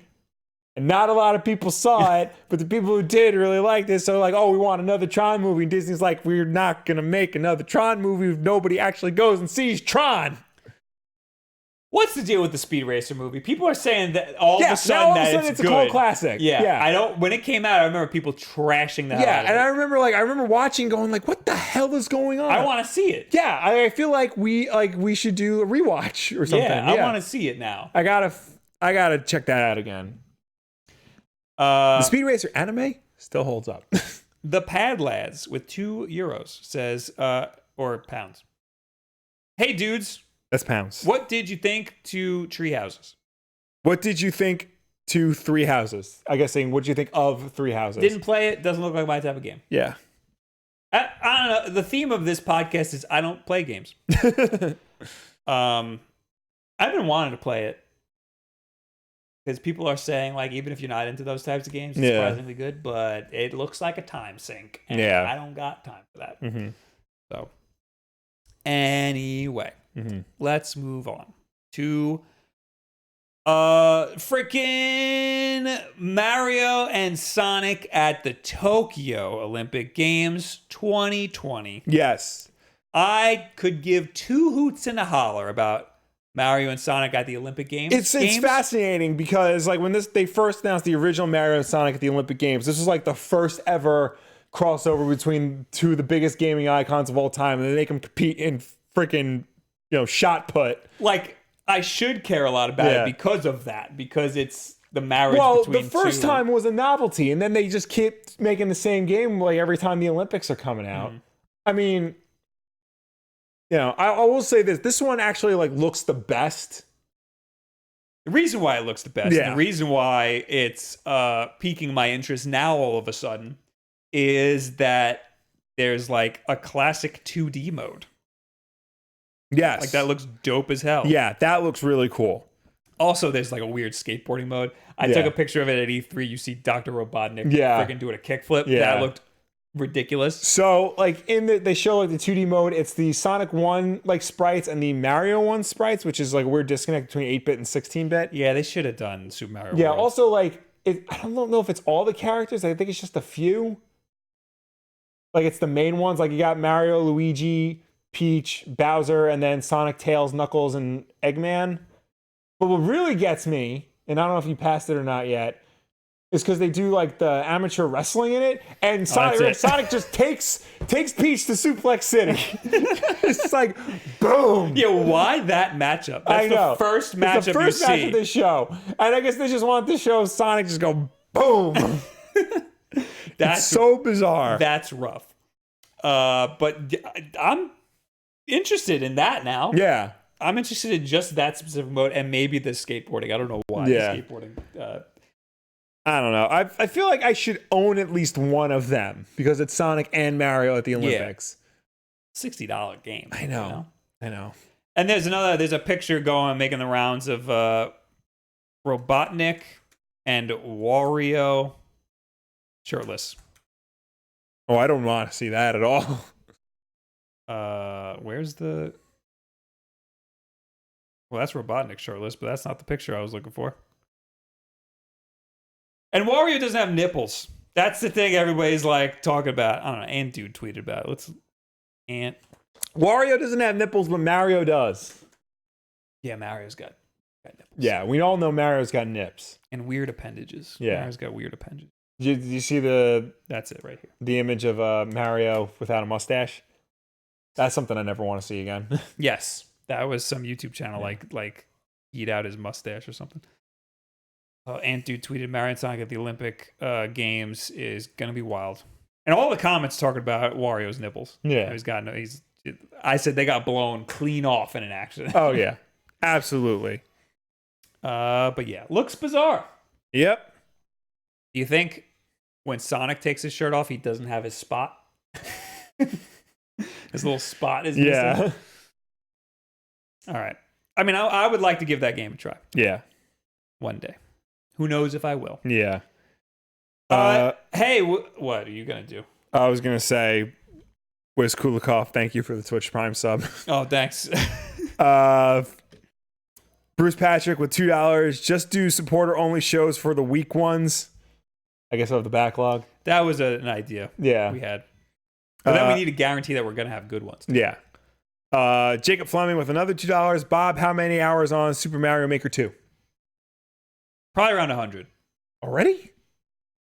Jeez. I mean, already. The game just came out. There's people who have more than that. Did you see the World 1-1, but it's on its side? Yes, I saw that. I played that, Yeah. but a much garbagier version of it. I didn't play that specific one. Right. But I played a worse version of somebody else made. Right. That I booed because it was bad. Anyway, next up is the next Smash Ultimate Tournament celebrates Smash 64. Ooh. I didn't even know this was a thing that they did. Neither. And it took me a while to figure out what this even meant. I was looking at all different articles that were saying it, and nobody got to the point of like, what does it mean that it's Mario 64? What does it mean? Smash 64 themed. So according to Nintendo Enthusiast, in celebration of 20 years of Smash Bros. History, the next online tournament for Super Smash Bros. Ultimate will focus on the oldest veterans. The next online tournament will be Super Smash Bros. Themed, and by that I'm referring to the first game in the series from 1999. Like the Heroes versus Villains tournament earlier this month, there will be a limited roster that features only the original cast. The image in the tweet shows the 8 characters available at the start of Smash 64, but it doesn't tell us if the extra 4 unlockable characters will be selected. If that's true, I want in on this tournament because I'm Mr. Captain Falcon. But if Captain Falcon isn't involved, I want nothing to do with this tournament. Right. Winning matches will let you obtain rare spirits for your collection. Maybe they'll be based around the Smash 64 cast. Probably, definitely. Yeah. Or perhaps Nintendo will theme them after more obtuse parts of the original game. Yes, that's what I think. Probably like Break the Target and dumb stuff like that. Either way, the tournament will start on August 23rd and will last for 3 days. I don't know how tournaments work in Smash Ultimate, but that's a new thing from the last patch. This isn't the only nod to Smash 64 and Ultimate. At first boot of Ultimate, the only selectable characters are the original 8. Along with classic stages and a wide variety of returning music, Ultimate really celebrates its roots. That's true. Captain Falcon wasn't available at the start of Smash Ultimate. Yeah. So he might not be part of this whole tournament. Right. If this trend continues, as a trend, maybe we'll end up seeing a Melee, Brawl, or even Smash 4 themed tournaments. What kind of themes would you like to see in the future? SNES only? Girls' night out? What? I could go for a no swords allowed tournament myself. Oh, girls' night out. So probably like only the female characters. Only the girls. Yeah. No swords allowed? This guy doesn't want any of the Fire Emblem or like freaking Link. There are a lot of characters that have swords in this game. And they have a ridiculous reach. Yeah. But, get good, dude. Oh, wait, what's this? Whatever the case, as a Donkey Kong main, this upcoming tournament is my time to finally shine, and I look forward to seeing some of you in the tournament. Let us know if you're picking up the... I would love to meet you online. Captain Falcon versus Donkey Kong, one-on-one. I've been getting wrecked by some Donkey Kongs. Yeah. But they're a really big target for Captain Falcon, so... Anyway, I would like to compete if I could be friggin' Captain Falcon, but if I can't be Captain Falcon, then I don't care much about this tournament. Did you see, before we move on to the next topic, did you see Hero is already becoming a problem with tournaments? Like they might have to straight up ban him? They should straight up ban him. Yeah. We talked about this when Hero came out. Yeah. And I said he's a problem. I've been seeing a lot of footage of the shenanigans going on with Hero. Like I saw I think it was Nairo was playing. He did like the spirit bomb, took a guy out. Then the guy respawned. He self-destructed and took the guy out. And then he self-destructed again once he respawned and took the guy out. So that was 3 stocks taken like that. Yeah. Pure RNG shenanigans. So that is trash. Yeah. Hero's got really big problems. And people are defending him. Of course. It's a big debate online about whether or not he should be banned. But he's like playing with items on. So yeah, because it's all random, and people are saying that like Game & Watch, he's got to move this little thing with his like hammer, and a number appears over his head. It's 1 through 9, and that's the damage output that the hammer does, and it's completely random. Right. So if you get a 9, you knock the guy out like instantly. People are comparing Hero's RNG to that, or the fact that Peach can pull a bomb out, or Peach can pull out I forgot what the turnip's called, but a turnip with like a certain face that breaks shields. Yeah. Or a Mr. Saturn she can pull out. But those are small parts of the character's kit. Yeah. And they're not that bad compared to insta-killing as Hero. And all of Hero's moves are RNG based. Even his smash attacks can have critical hits. Yeah. So I got killed by a Hero at 30% by getting a critical hit. Just a move, just a regular move that hit me and did like an insane amount of damage and killed me instantly. Anyway, I have Streets of Rage 4 is officially coming to the Switch with a new character. Nice. Do you care? I thought you might care. I did care, and I did see this. The new character is Cherry Hunter, the daughter of original Streets of Rage character Adam Hunter. Trained by her father and Axel, Cherry learned self-defense from a young age. Her interest in following in her father's footsteps and becoming a cop soon faded out, replaced by her love of music. Nowadays, she plays with her electro-progressive rock band in some of the most dangerous places in Wood Oak City. She may look young, but make no mistake, she's a seasoned veteran of kicking ass and taking names. Damn. That's cool. I didn't know they were up to 4 already. Yep. God, they really... Well, there's a number on her butt in that drawing. Look at that. There's the original 3 for the Genesis. Put a dumper on that. Yeah. There's the original 3 for Genesis or the Mega Drive if you're not from America. And then that's it. There hasn't been another Streets of Rage game since. I recently learned that apparently, like when you go to cons and you go to like, you know, the fan-made cards or the repro section, I always see Bare Knuckle 3, which is the Japanese Streets of Rage 3. Apparently, it's a fairly different game. Like they censored a lot in the transfer from Japan to America. So I'm curious. I mean, I can't imagine. I mean, they didn't do it for any of the others. So, I mean, I can because I have the Genesis Classics collection on Switch, so I can play Bare Knuckle 3 that way, so I don't have to buy a cart. But I think I might do that. I think once I beat Comic Zone, I'm going to play Bare Knuckle 3. So they went from 3 on the Genesis to 4? Yeah, there's been no Streets of Rage games since. Interesting. Yeah. When did 4 come out? 4 didn't come out yet. I thought it was just being ported to the Switch. No, 4 still yet to come out. Oh, okay. Yeah. Interesting. Yeah. Cool. Yeah. Streets of Rage is like one of my favorite Genesis series. It's one of the best beat 'em ups ever. So I'm excited that it's finally coming back. Now we can talk about all Spider-Man shenanigans. So if you don't know, or if you just want to hear us talk about it, last night, out of nowhere, Deadline.com revealed that Marvel Studios president Kevin Feige won't produce any more Spider-Man films because of an inability by Disney and Sony Pictures to reach new terms that would have given the former a co-financing stake going forward. A dispute that has taken place over the past few months at the top of Disney and Sony has essentially nixed Feige and the future involvement of Marvel from the Spider-Man universe, sources said. This comes at a moment when the last 2 films Kevin Feige produced broke all-time records. Disney's Avengers Endgame became the highest-grossing film of all time, while Spider-Man Far From Home this week surpassed the James Bond film Skyfall to become the all-time highest-grossing film for Sony Pictures. Sources said that there are 2 more Spider-Man films in the works, and the studio hopes to have director John Watts and Tom Holland front and center, though Watts does not have a deal for the next picture and isn't a lock to return. This isn't helped by the fact that, unless something dramatic happens, Feige won't be the lead creative producer of those pictures. There's a lot of webbing here. Their words. Okay. Yeah. But it all comes down to money.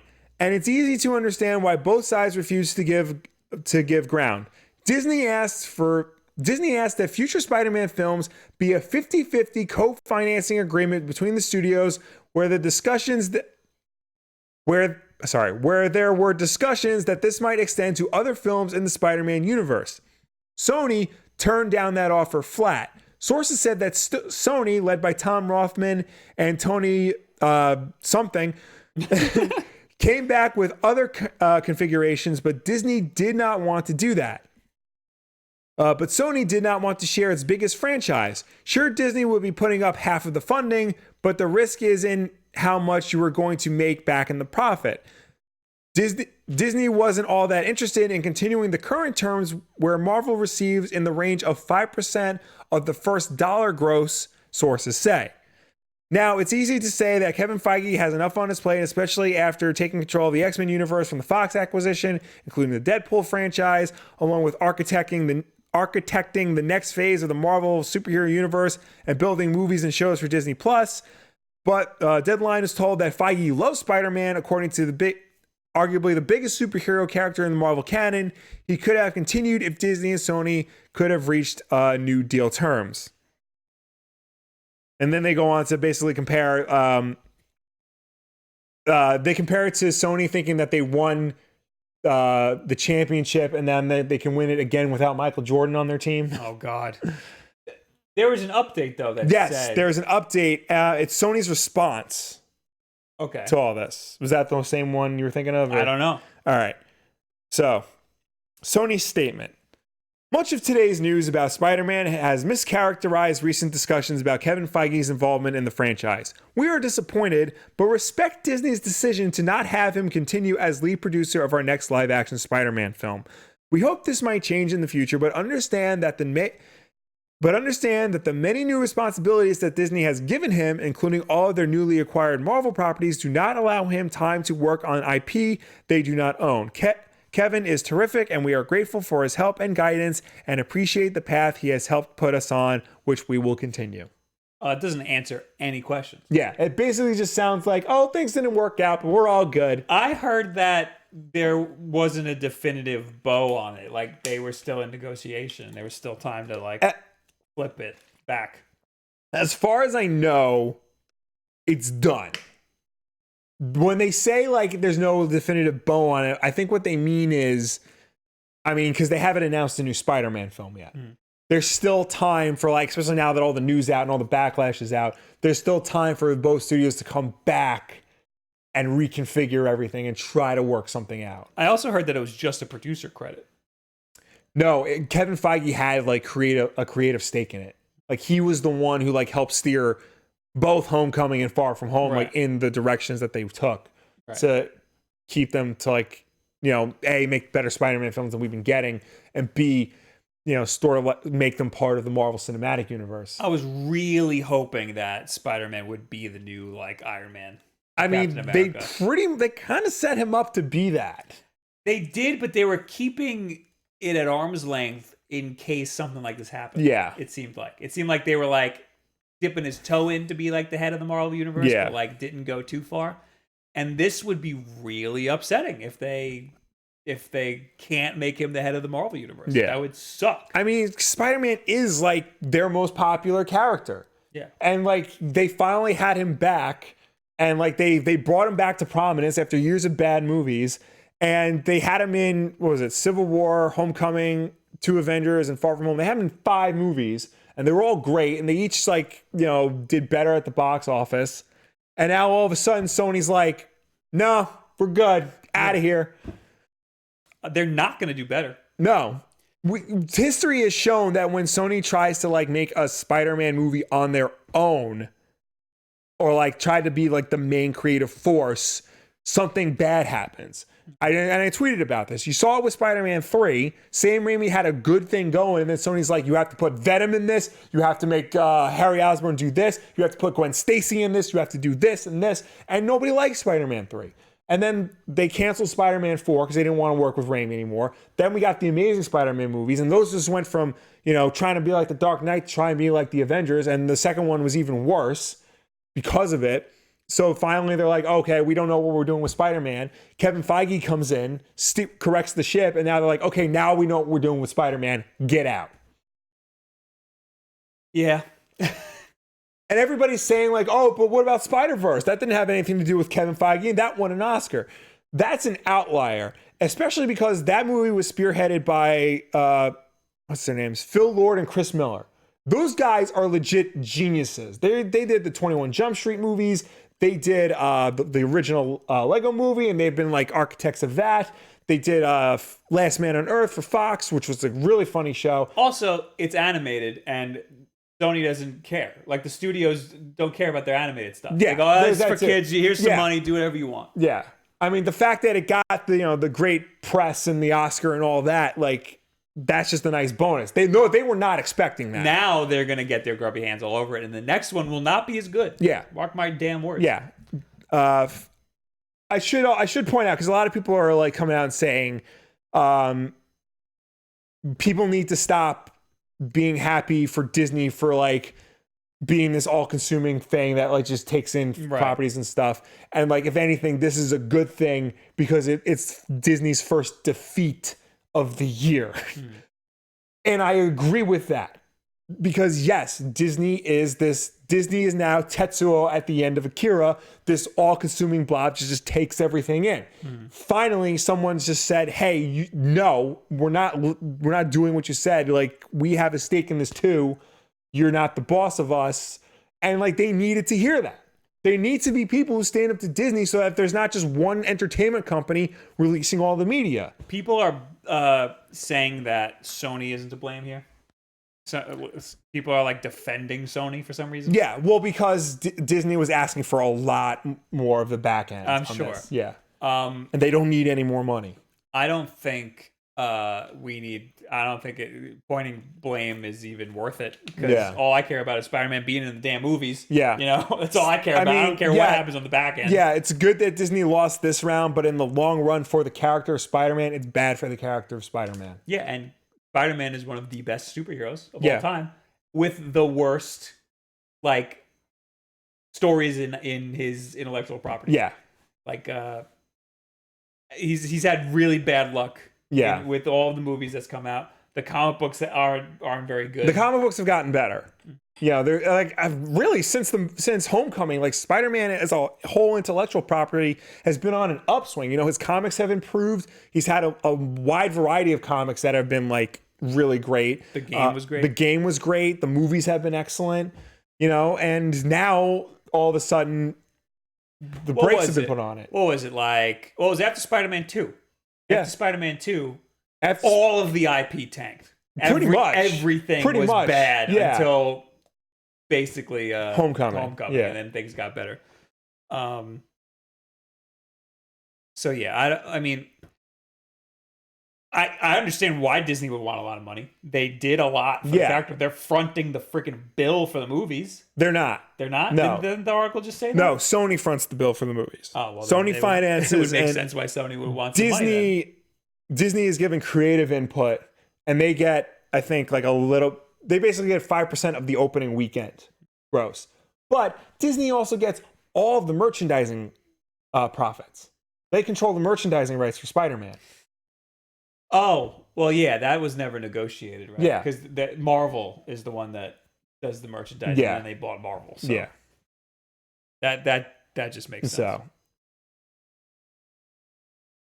I mean, I'm probably going to do a video on this next week unless something else happens.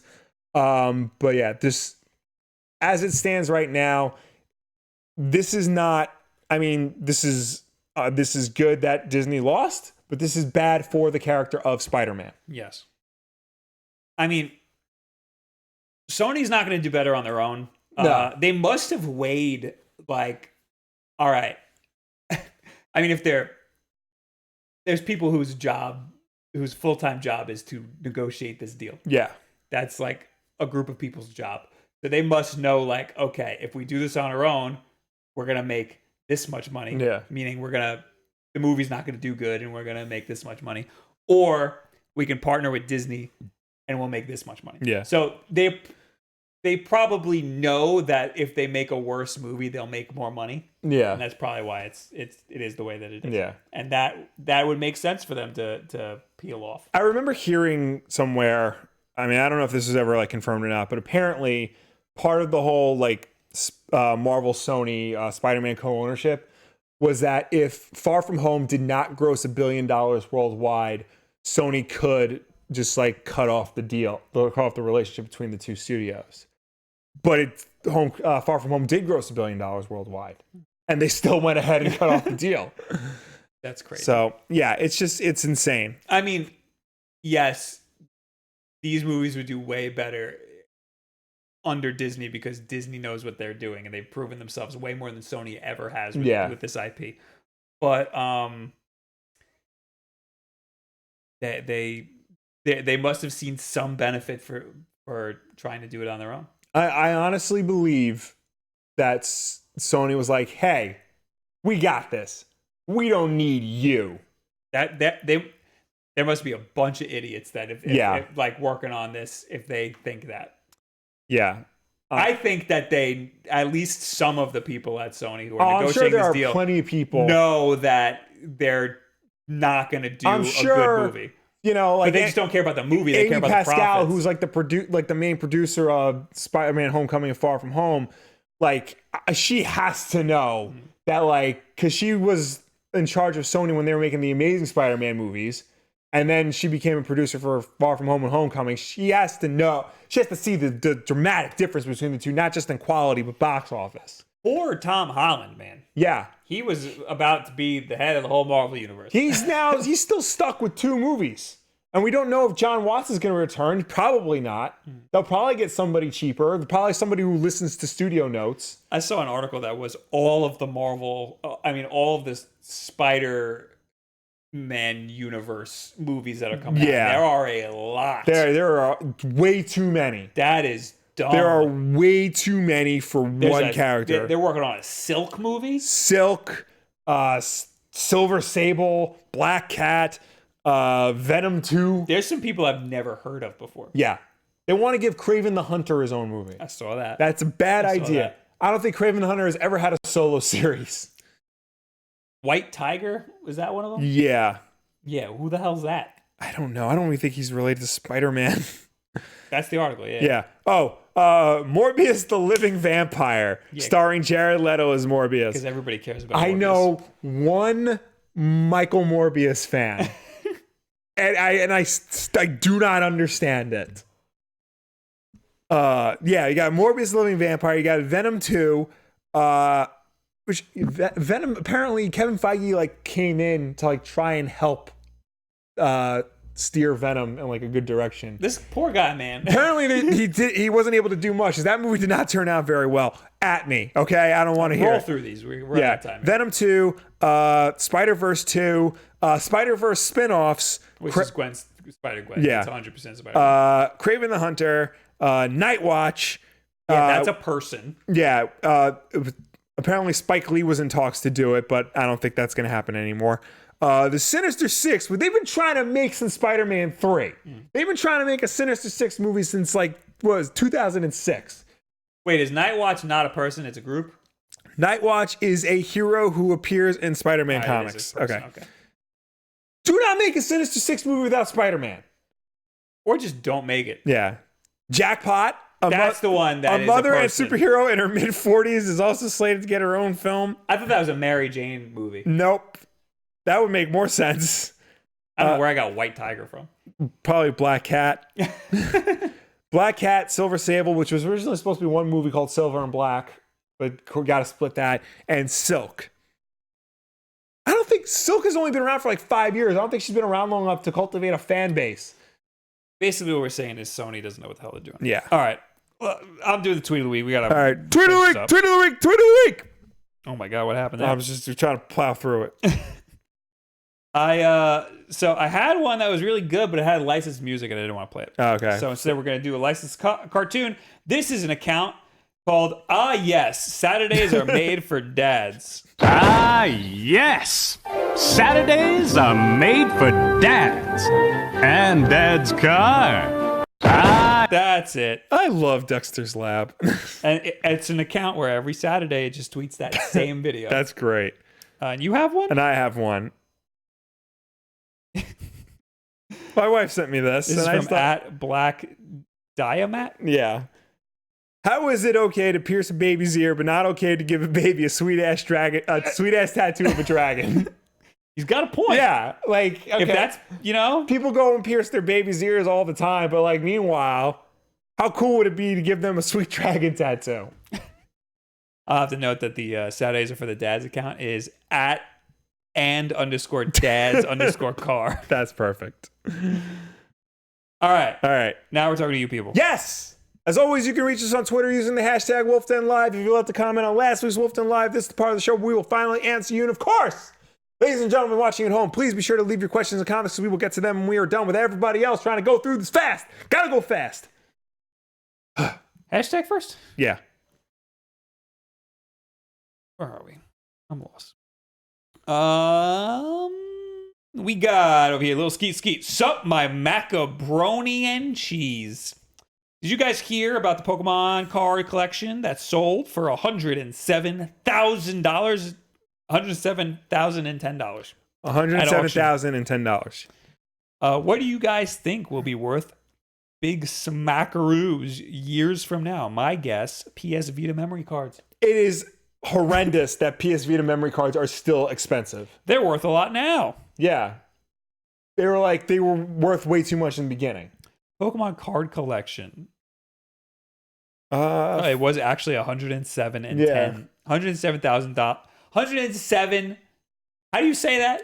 $107,010. There you go. My brain can't do it. Just say $107,000. It'll probably be something Pokemon Who's related. the asshole who's like, and 10? Yeah. And the other guy's like, I'm out. I don't got that. Yeah.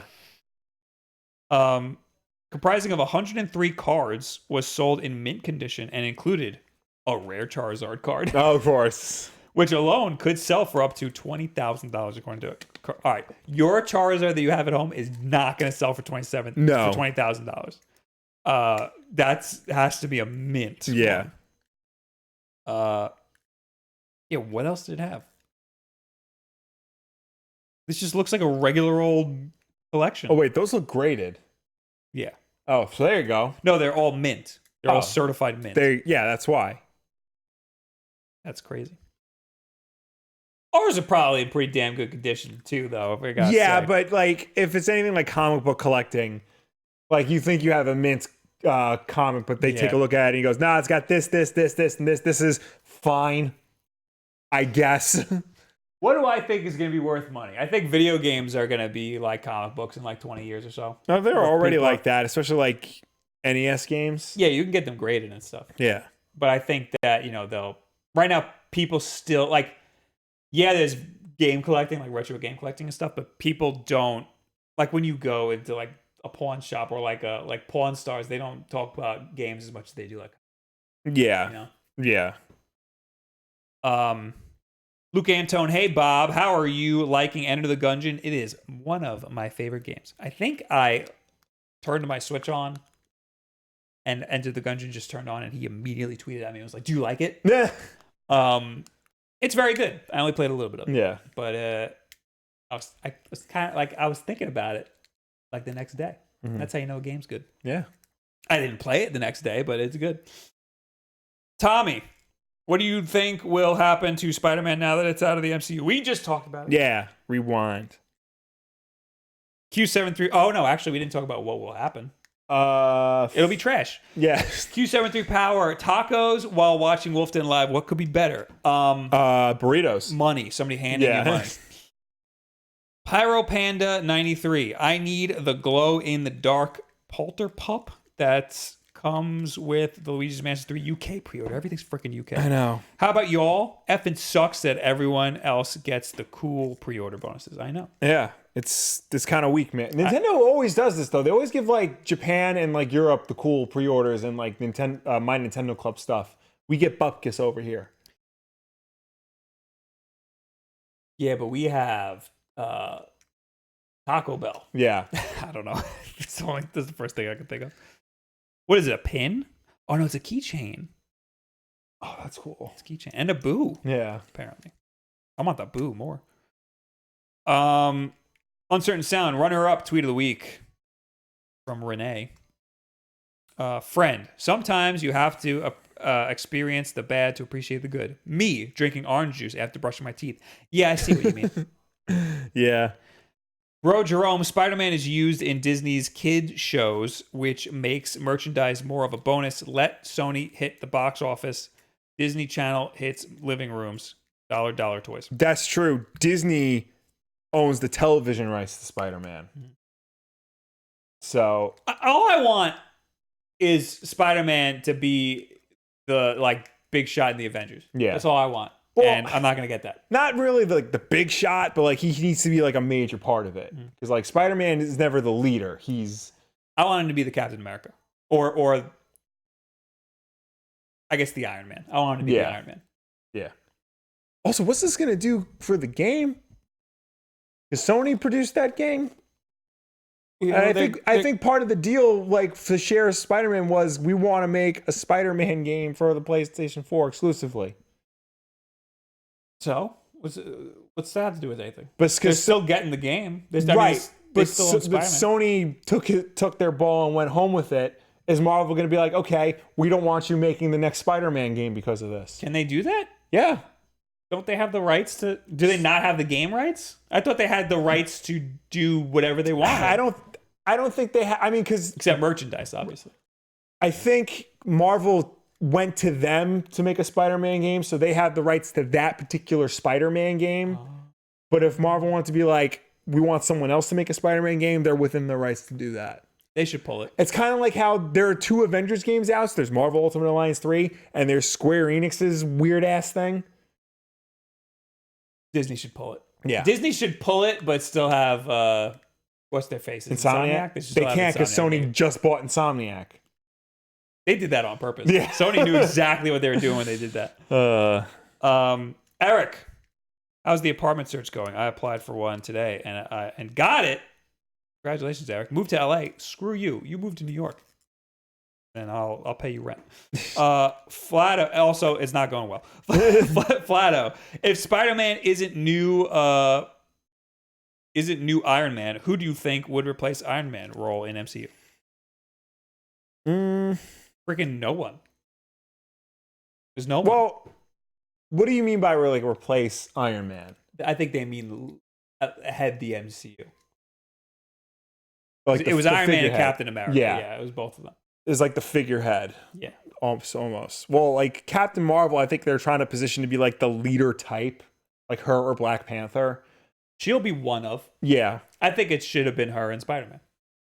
But Spider-Man, like as a character, isn't necessarily like a leader in a sense. Like he could be like there and present, like a popular character. I think he's. But he kind of more so fills in the role of Thor.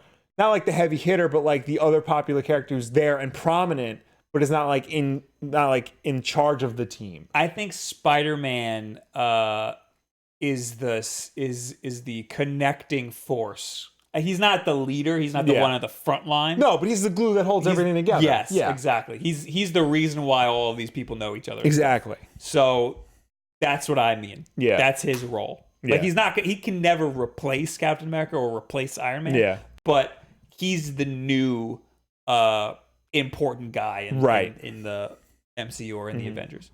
I don't see Captain Marvel being anywhere near as close to Iron Man or Captain America. No, I mean she'll be her own thing. She'll be her own thing. She'll probably have like leadership status. Yeah, like she'll outrank Spider-Man, but she won't like be as popular as Spider-Man. Right. Black Panther maybe, but I don't know. All right, last one. This is from Sheen. What are your current thoughts on Astral Chain, and are you getting it? Saw the trailer? Looks good. I keep going back and forth whether I want to get this or Luigi's Mansion 3 with my Switch voucher. I know some of you think, why not get both? Because you can get both, but I'm saving one for Pokemon. I'm probably going to get both because it's my job. Yeah. All right, last week's Wulff Den Live. Okay. Josh Boyda Wulff Den Live is the best place for the latest gaming and Oreo news. Yo, You freaking know it. Greg Miller brought back Oreo Oration. Too late. We already spearheading. Yeah, we took that flag and we ran with it. At me, bro. Ninja's Rule says, I'm so glad you guys do this. I bring my boring accounting work home and you guys lessen my suffering. Thanks, Bob and Will. You're welcome. Yes. I was reading an article about Joel Julett, the co-founder of Neversoft, and what he's doing now that he doesn't make Tony Hawk games anymore. You should read it. It's on Polygon. It's delightfully rednecky.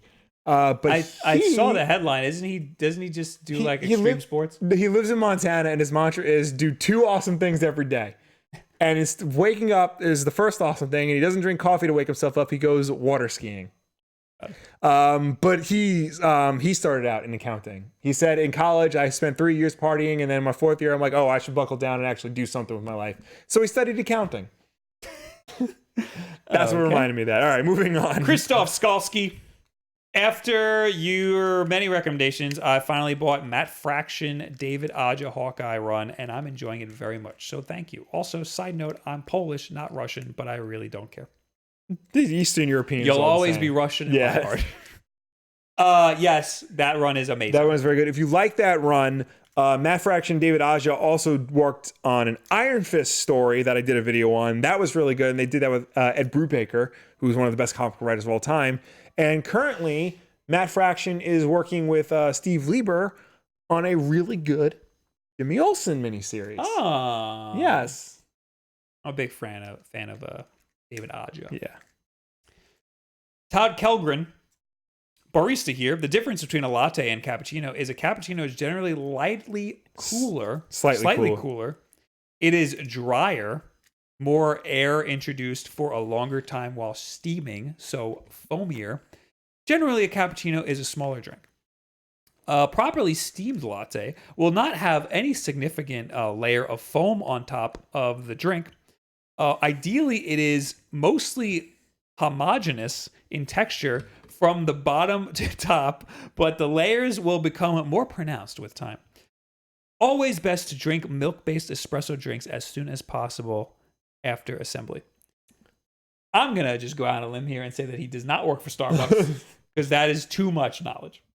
Why wouldn't somebody work at Starbucks have that knowledge?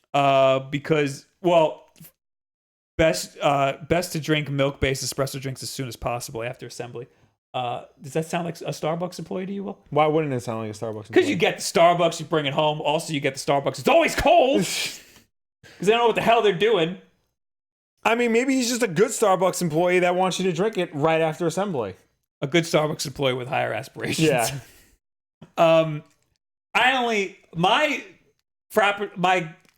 latte and cappuccino knowledge comes from the little cardboard that goes around the cup of a Dunkin' Donuts coffee, because they have a chart of the difference between a latte and a cappuccino, and it's probably not correct, but that's where that is just whether you put the foam in, the milk in at the beginning or at the end. Yeah. That's what it is according to Dunkin' Donuts, and that's all I know.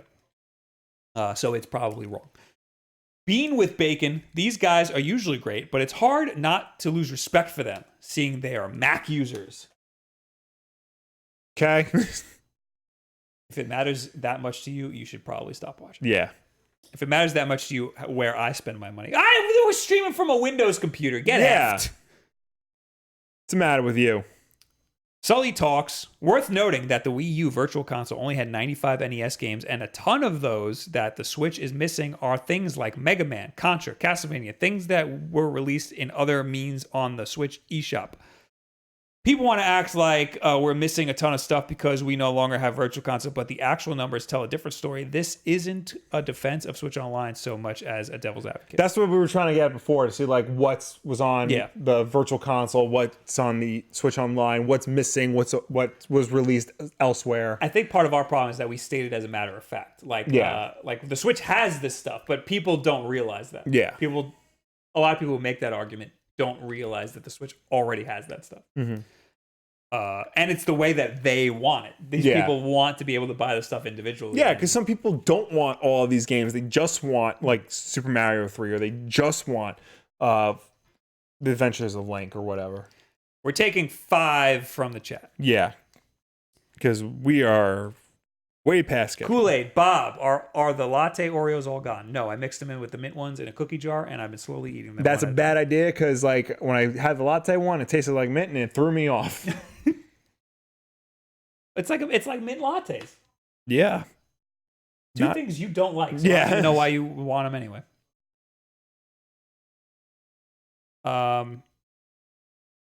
Fred says, Phil's in the role of Thor. Thor is still around. You take that back and leave my boy alone. You know, that's not what I meant. Like, I meant like Thor was not a leader of the Avengers, but he was always there. He was a top guy in the Avengers. That's what I was getting at. Spider-Man will not be a leader, but he will be a top guy. Jake Gamer 78. Hey Bob, did you watch the Square Enix Avengers gameplay? Not the newest one, because I'm not interested in that Apparently, it's just what they showed at E3 behind closed doors, so it's what I saw. And it's not impressive. All right then. Yeah. You almost made a video on that. I almost made a video on it, but like I had like other thing, like I didn't feel like I had enough time to like make it as good as I felt it could have. But you're not really missing much. Like it was not great. Like I don't have high hopes for that game.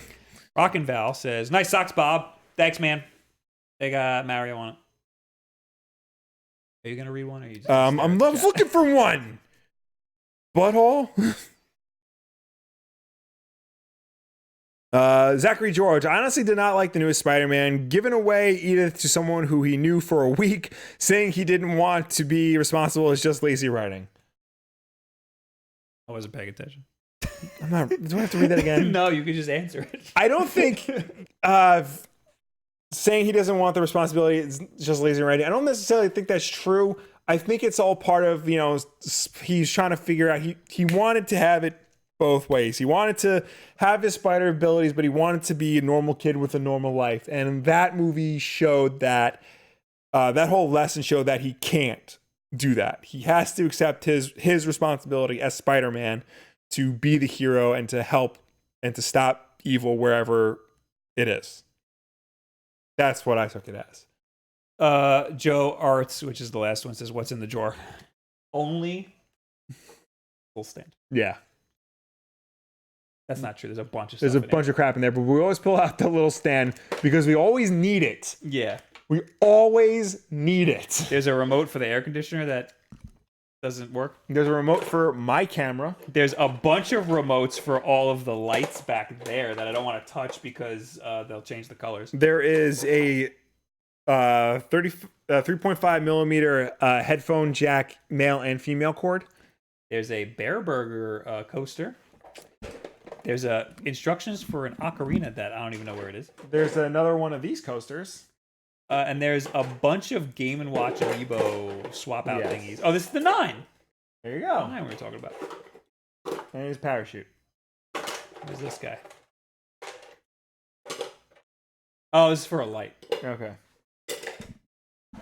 And that's it. Thanks for hanging out. Thank you for tuning in. Thank you for watching us. Thank you for chatting with us. As always, Wulff Den Live is every single Wednesday night at 8 p.m. Eastern right here on youtube.com/Wulff Den. If you can't make the show for any reason at all, we always put it up as an archive version on Thursday for you to watch on demand whenever you want. If you prefer to listen to us rather than watch us, you can do that as well. We're also an audio podcast on Apple Podcasts, SoundCloud, Spotify, Google Play, and Stitcher. Woo. And if you listen to us on any of those platforms, please be sure to subscribe, rate, and review us because that helps us with placement on those respective stores. Also, if you only want to watch the best bits of this week's Wulff Den Live or any week's Wulff Den Live, be sure to check out Wulff Den Clips. That's our second YouTube channel, technically our third, where you can just watch all the highlights from that week's episode.